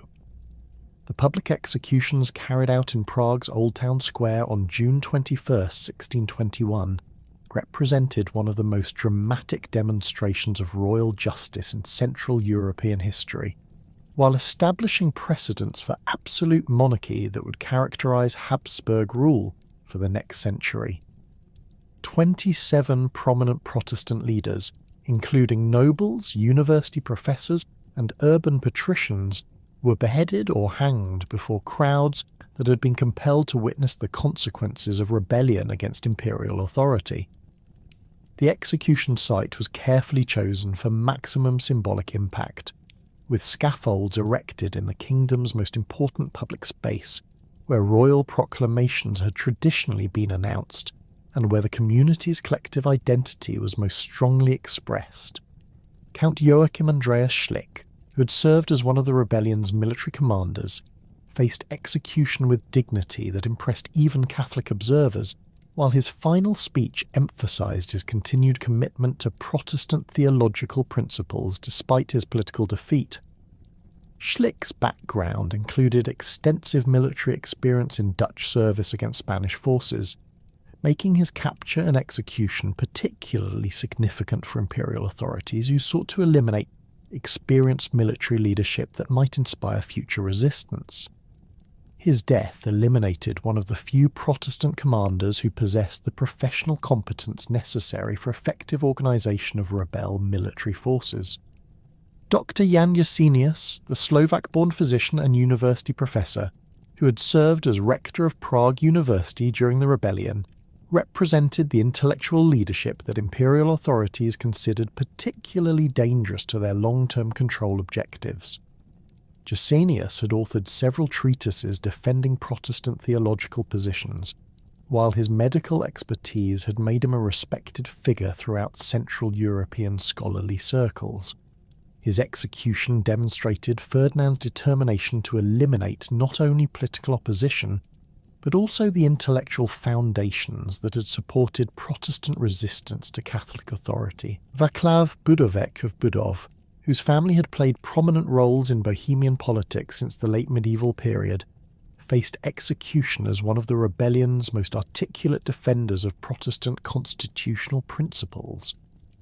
Budovec had authored numerous political treatises that argued for limitations on royal authority, while defending noble privileges that had been guaranteed by previous constitutional arrangements. His death symbolized the elimination of the constitutional tradition that had constrained Habsburg power, while establishing precedents for absolute monarchy that would govern Bohemian politics throughout the subsequent century. The confiscation procedures that accompanied the executions represented the most systematic redistribution of property in Bohemian history, while providing Ferdinand with the resources necessary to reward Catholic supporters and establish new social foundations for Habsburg rule. Imperial commissioners conducted detailed inventories of rebel properties that included not only landed estates, but also urban properties, commercial enterprises, and personal possessions that could be liquidated to fund governmental operations.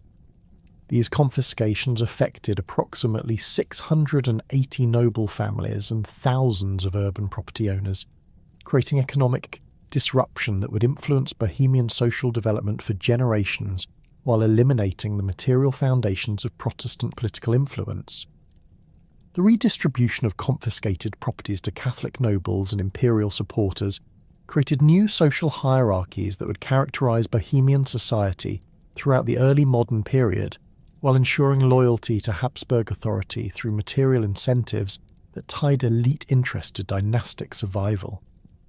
The recipients of redistributed properties included Spanish and Italian nobles who had supported Ferdinand during the rebellion, German Catholic families who could provide administrative expertise, and Bohemian Catholics who had remained loyal during the crisis.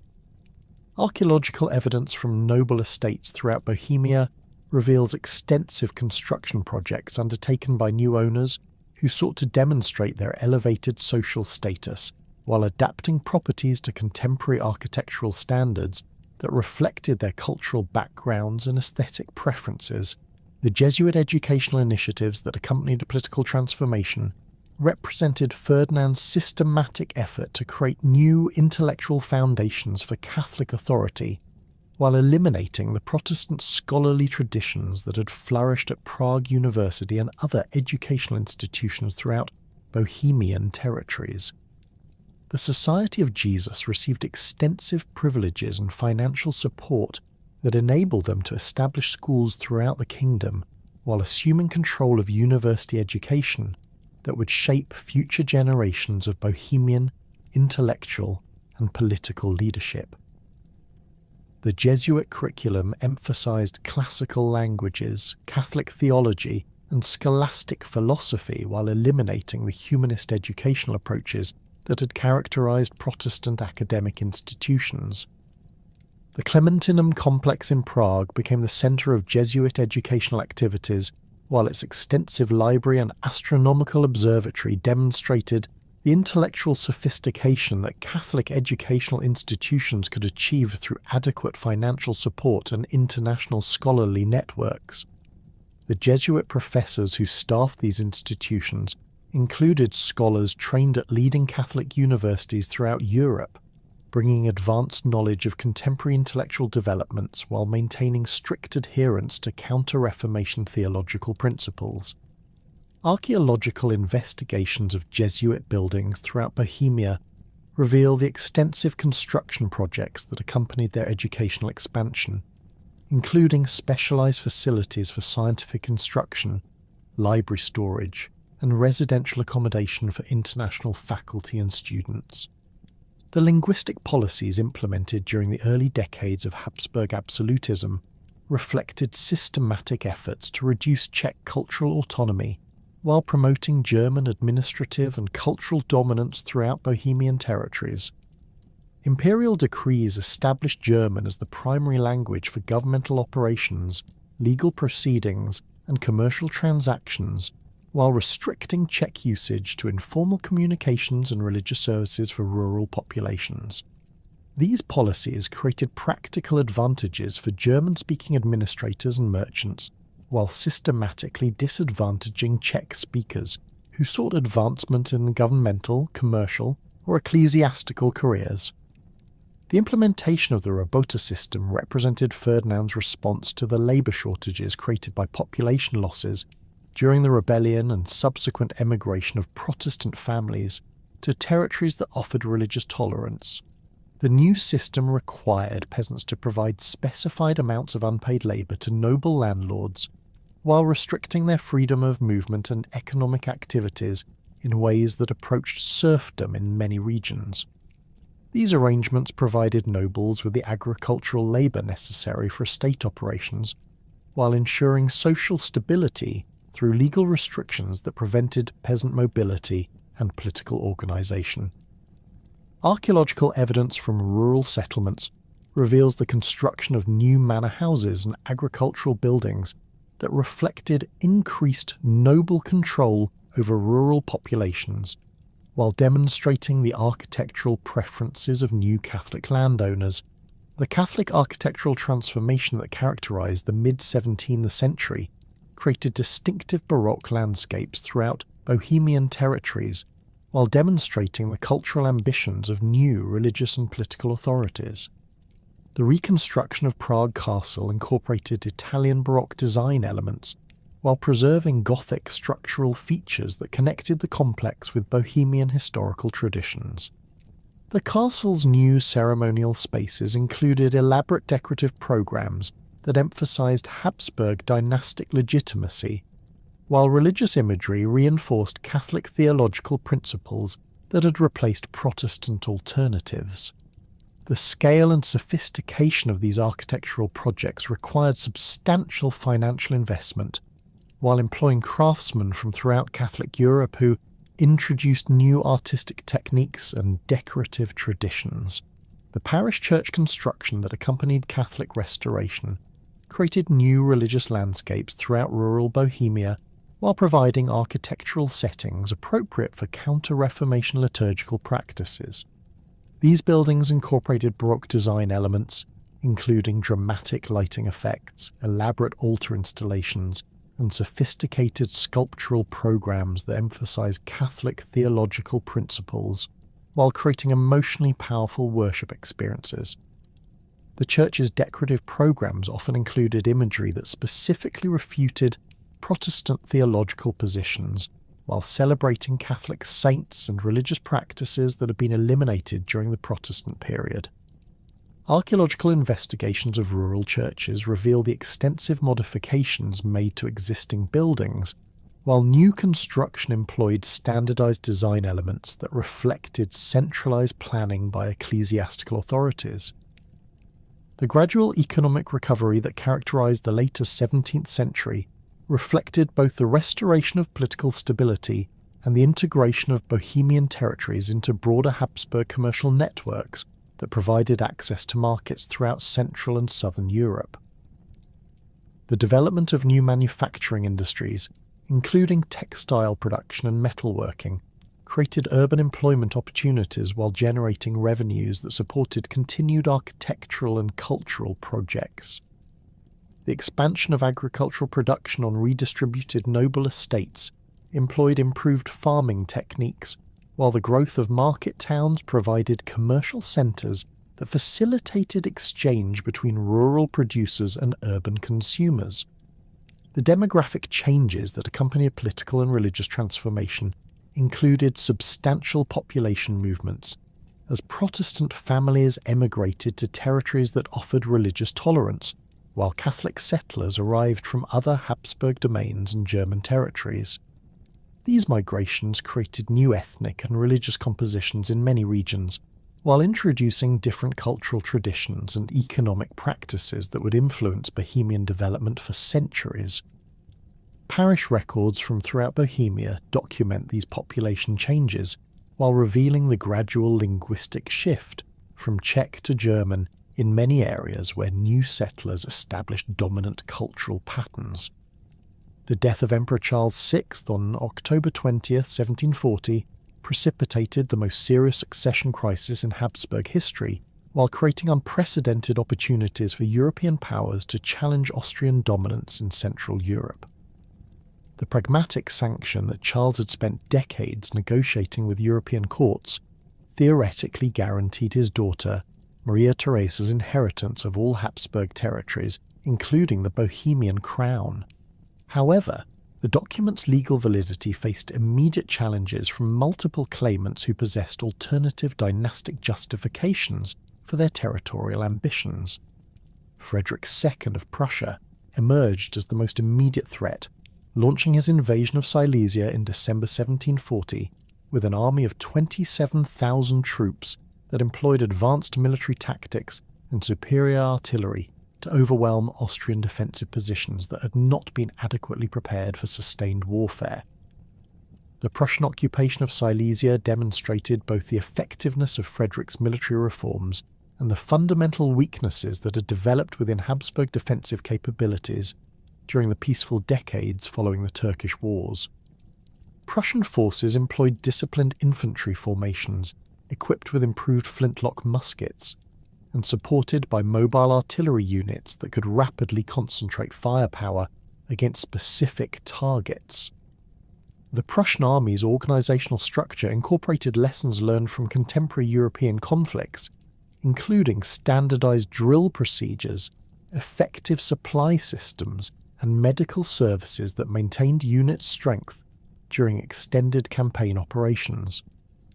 Archaeological evidence from Silesian battlefields reveals the extensive use of iron cannonballs and musket ammunition that demonstrated the industrial capabilities Frederick had developed to support his military ambitions.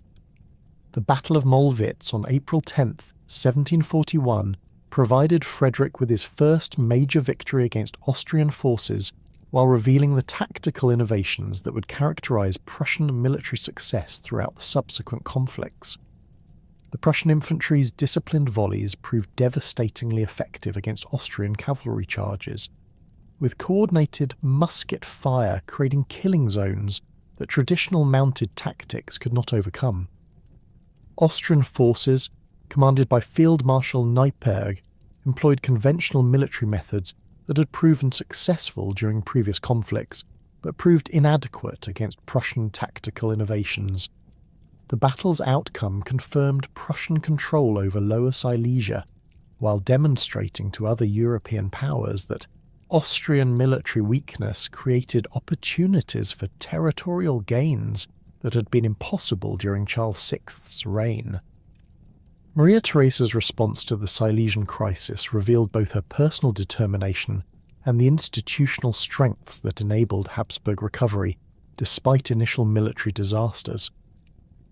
The young Archduchess, only 23 years old when she inherited the throne, possessed limited governmental experience but demonstrated exceptional political instincts that enabled her to navigate the complex diplomatic and military challenges that threatened to dismember her inheritance.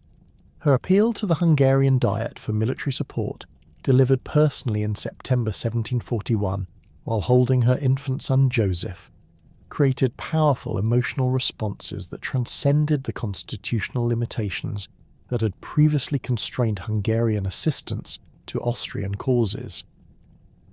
The Hungarian nobles' enthusiastic response to Maria Theresa's appeal provided crucial military resources that enabled Habsburg resistance to continue despite Prussian occupation of Silesia and French threats to Austrian territories in Italy and the Low Countries.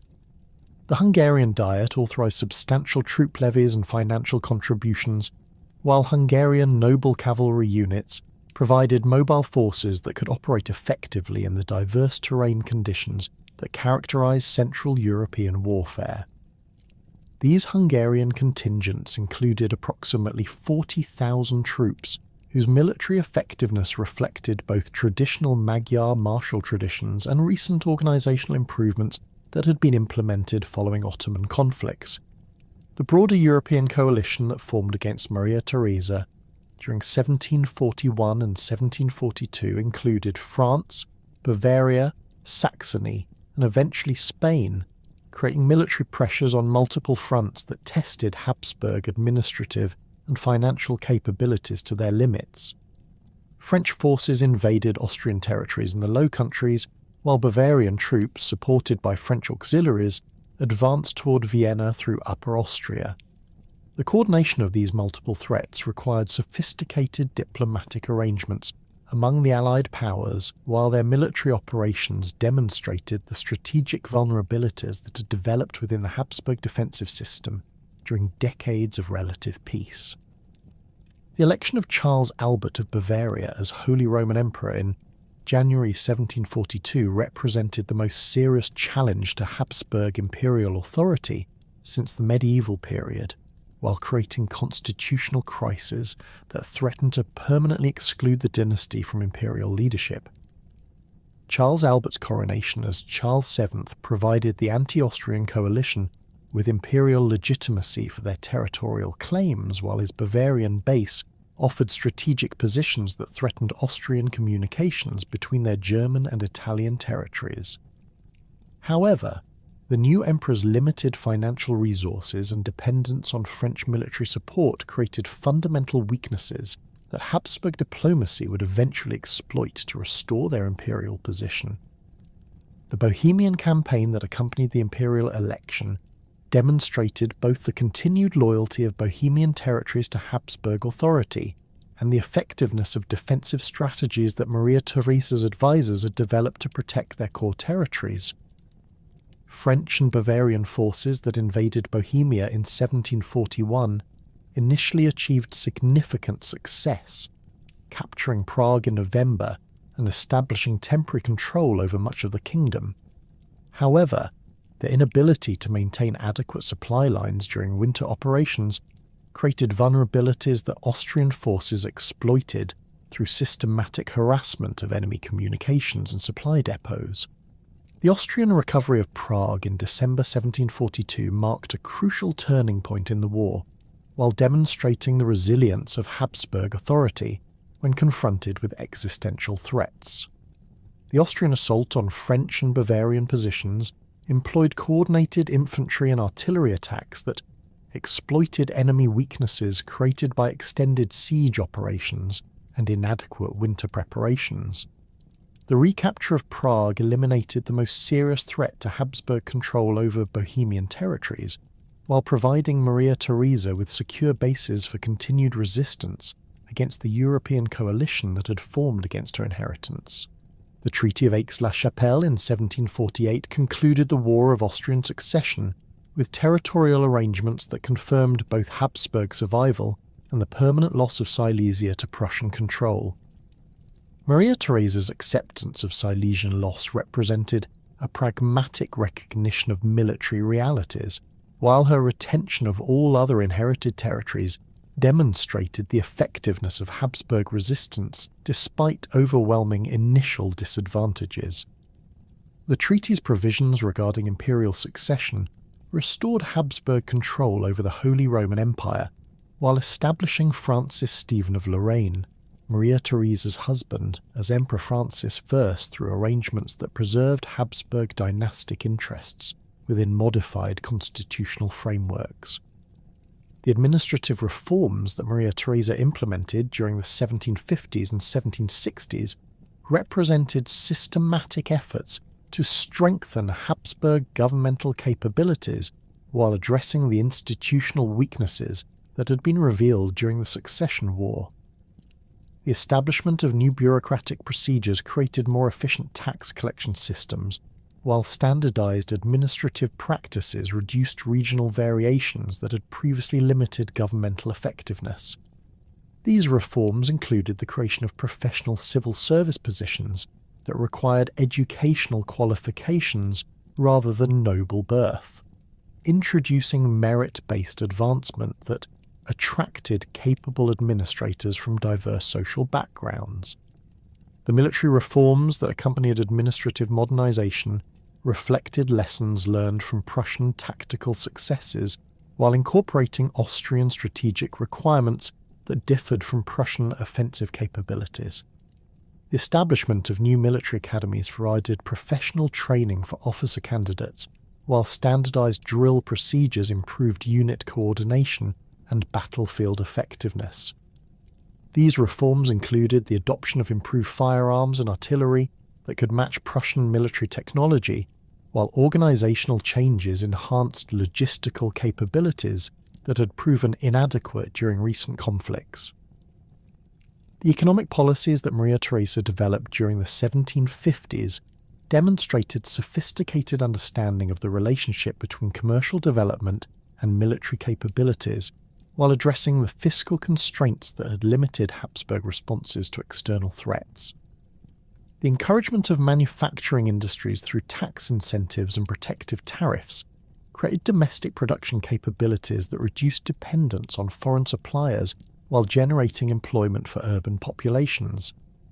The improvement of transportation infrastructure, including road construction and river navigation projects, facilitated commercial development while enhancing military mobility that proved crucial for territorial defense. The educational reforms that characterized Maria Theresa's reign reflected both Enlightenment influences and practical recognition of the need for educated populations capable of supporting modern governmental and military institutions. The establishment of compulsory primary education created literacy levels that enabled more effective administrative communication, while providing foundations for advanced technical training that supported manufacturing development.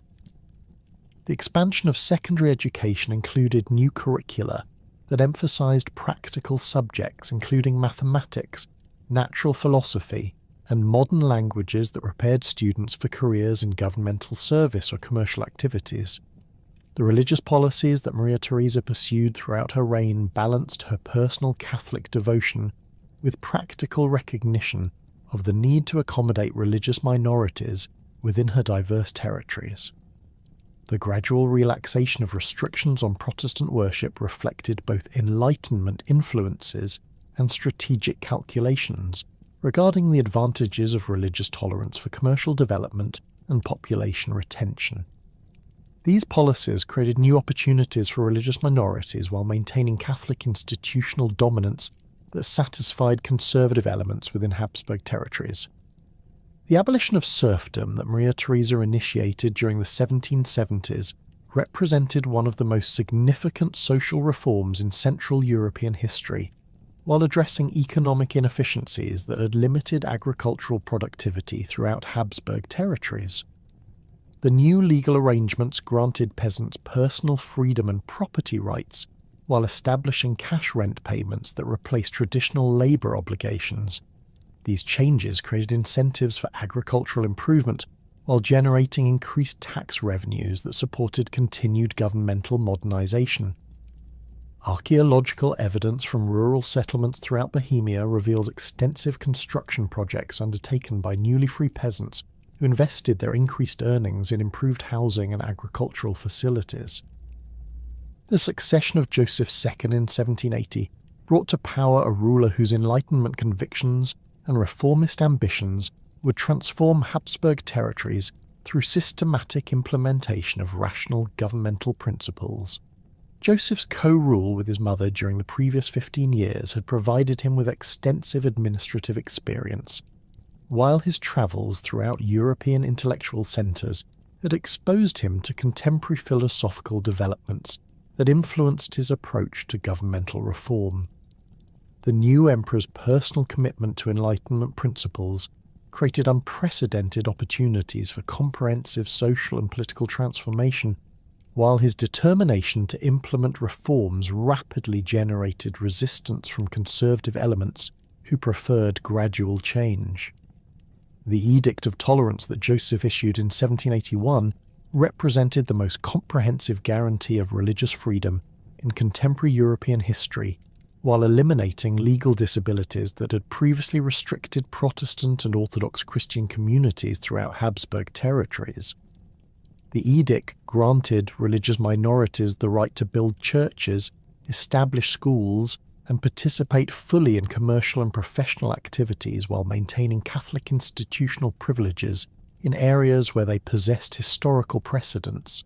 These provisions created new opportunities for religious minorities, while demonstrating Joseph's commitment to rational governmental principles that prioritized administrative efficiency over traditional religious distinctions.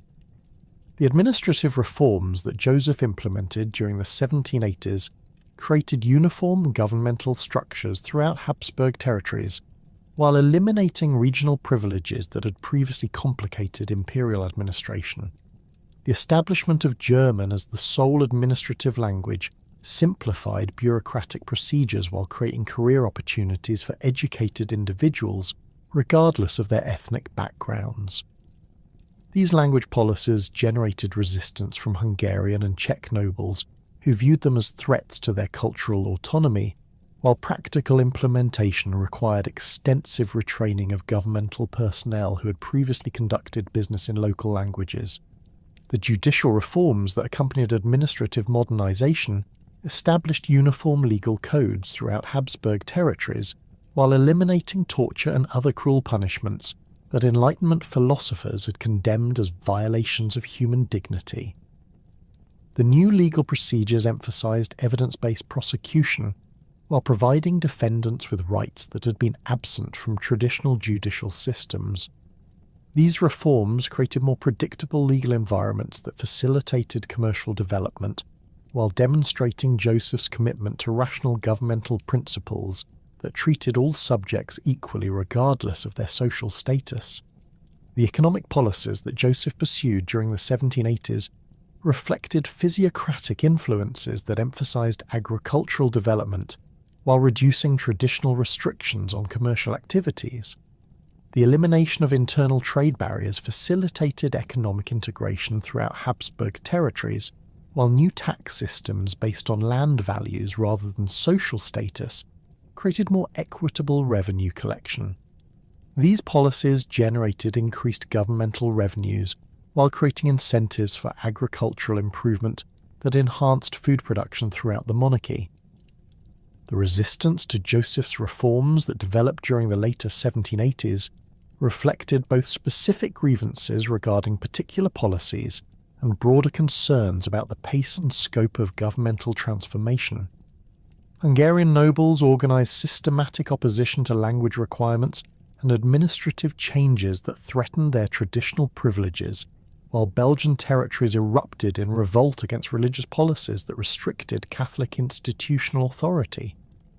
These resistance movements demonstrated the practical limitations of enlightened reform when implemented without adequate attention to local traditions and interests.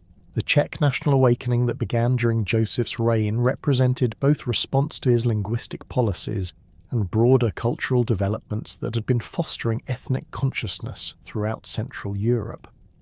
Czech intellectuals, including Josef Dobrovsky and Josef Jungmann, began systematic efforts to preserve and develop Czech literary traditions while creating modern educational materials that could compete with German cultural dominance. These scholarly activities created foundations for Czech cultural revival while demonstrating the unintended consequences of Joseph's administrative uniformity that had sought to eliminate ethnic distinctions. The death of Joseph II in February 1790 brought his brother Leopold II to power during a period of unprecedented crisis, as revolutionary upheavals in France created new ideological challenges while internal resistance to Habsburg reforms threatened territorial disintegration. Leopold's brief reign focused on restoring stability through careful modification of Joseph's most controversial policies, while maintaining essential administrative improvements that had enhanced governmental effectiveness. The new emperor's diplomatic skills enabled successful negotiation of compromises with Hungarian and Belgian opposition movements, while his death in March 1792 prevented full implementation of his stabilisation programmes. The succession of Francis II in 1792 coincided with the outbreak of revolutionary wars that would transform European political relationships while creating existential threats to traditional monarchical authority throughout the continent.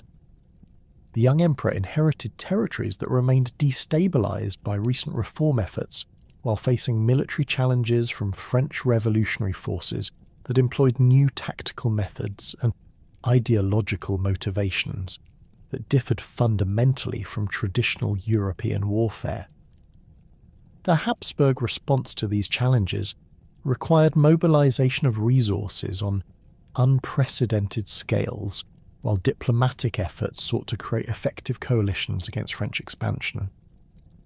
The French Revolutionary Wars that dominated European politics during the 1790s created repeated military crises that tested Habsburg defensive capabilities, while demonstrating both the strengths and limitations of the administrative reforms that had been implemented during previous decades. Austrian forces employed traditional military methods that proved initially effective against revolutionary armies, but gradually lost effectiveness as French forces developed new tactical approaches that exploited the revolutionary enthusiasm of their troops. The series of military defeats that Austrian forces suffered during the 1790s revealed fundamental problems in Habsburg military organisation, while creating political pressures that would influence subsequent governmental policies.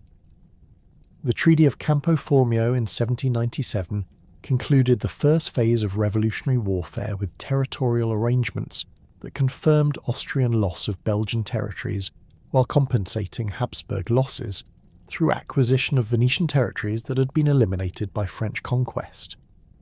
These territorial exchanges demonstrated both the Habsburg capacity for diplomatic adaptation and the broader European transformation that was eliminating traditional political structures throughout the continent. The treaty's provisions regarding imperial arrangements created precedents for constitutional changes that would ultimately lead to the Holy Roman Empire's dissolution. The resumption of warfare in 1805, following Napoleon's assumption of imperial authority, created new military challenges that would test Habsburg capabilities against the most sophisticated military organisation in contemporary European history. The Grande Armée that Napoleon assembled for his Austrian campaign employed organisational innovations and tactical methods that had been developed through years of continuous warfare, while French industrial capabilities provided equipment advantages that traditional Austrian manufacturing could not match. The campaign that culminated in the Battle of Austerlitz demonstrated both Napoleon's tactical genius and the fundamental obsolescence of traditional European military methods when confronted with revolutionary innovations. The Battle of Austerlitz on December 2nd, 1805, represented one of the most decisive military encounters in European history, while demonstrating Napoleon's ability to coordinate complex tactical maneuvers that exploited enemy weaknesses with devastating effectiveness. The French victory eliminated the Third Coalition, while forcing Austria to accept territorial losses that included substantial Bohemian territories that were transferred to Napoleon's German allies. The battle's outcome confirmed French military supremacy, while creating political circumstances that would necessitate fundamental changes in Central European political organisation. The Treaty of Pressburg that concluded the 1805 campaign required Austrian acceptance of territorial losses that eliminated traditional Habsburg influence in southwestern German territories, while confirming Napoleon's dominant position within the European political system. The treaty's provisions regarding imperial arrangements created constitutional crises that threatened the Holy Roman Empire's continued existence, while French pressure on German princes encouraged their withdrawal from traditional imperial obligations. These developments created circumstances where imperial dissolution became inevitable despite centuries of constitutional tradition that had connected Central European territories through imperial authority. Francis II's proclamation of the Austrian Empire in August 1804 represented his attempt to preserve Habsburg imperial dignity while adapting to changing European circumstances that threatened traditional imperial structures. The new imperial title provided constitutional frameworks that could accommodate the loss of Holy Roman imperial authority, while maintaining Habsburg claims to imperial status within their hereditary territories. These arrangements created new relationships between Habsburg rulers and their subjects, while eliminating the complex constitutional obligations that had characterized Holy Roman imperial governance. The dissolution of the Holy Roman Empire on August 6, 1806, concluded over 8 centuries of imperial history while marking the definitive end of medieval political structures that had governed Central European development since Charlemagne's coronation. Francis's abdication of the Holy Roman imperial title reflected both French pressure and practical recognition that the empire's constitutional foundations had been irreparably damaged by revolutionary warfare and territorial changes. The formal dissolution eliminated legal frameworks that had connected diverse German territories while creating opportunities for new political arrangements that would characterize 19th century European development. The transformation of the Kingdom of Bohemia into a crown land of the Austrian Empire represented both constitutional change and practical continuity, as Habsburg administrative structures remained largely unchanged despite new imperial arrangements. Bohemian territories retained their historical boundaries and traditional administrative institutions, while new imperial frameworks provided legal contexts that accommodated the elimination of Holy Roman constitutional obligations. These changes created new relationships between Bohemian institutions and imperial authority, while preserving cultural and administrative traditions that had developed over centuries of Habsburg rule. The conclusion of this transformative period marked the end of Bohemia's existence as an independent kingdom within the Holy Roman Empire, while establishing new constitutional foundations that would govern its development throughout the modern period.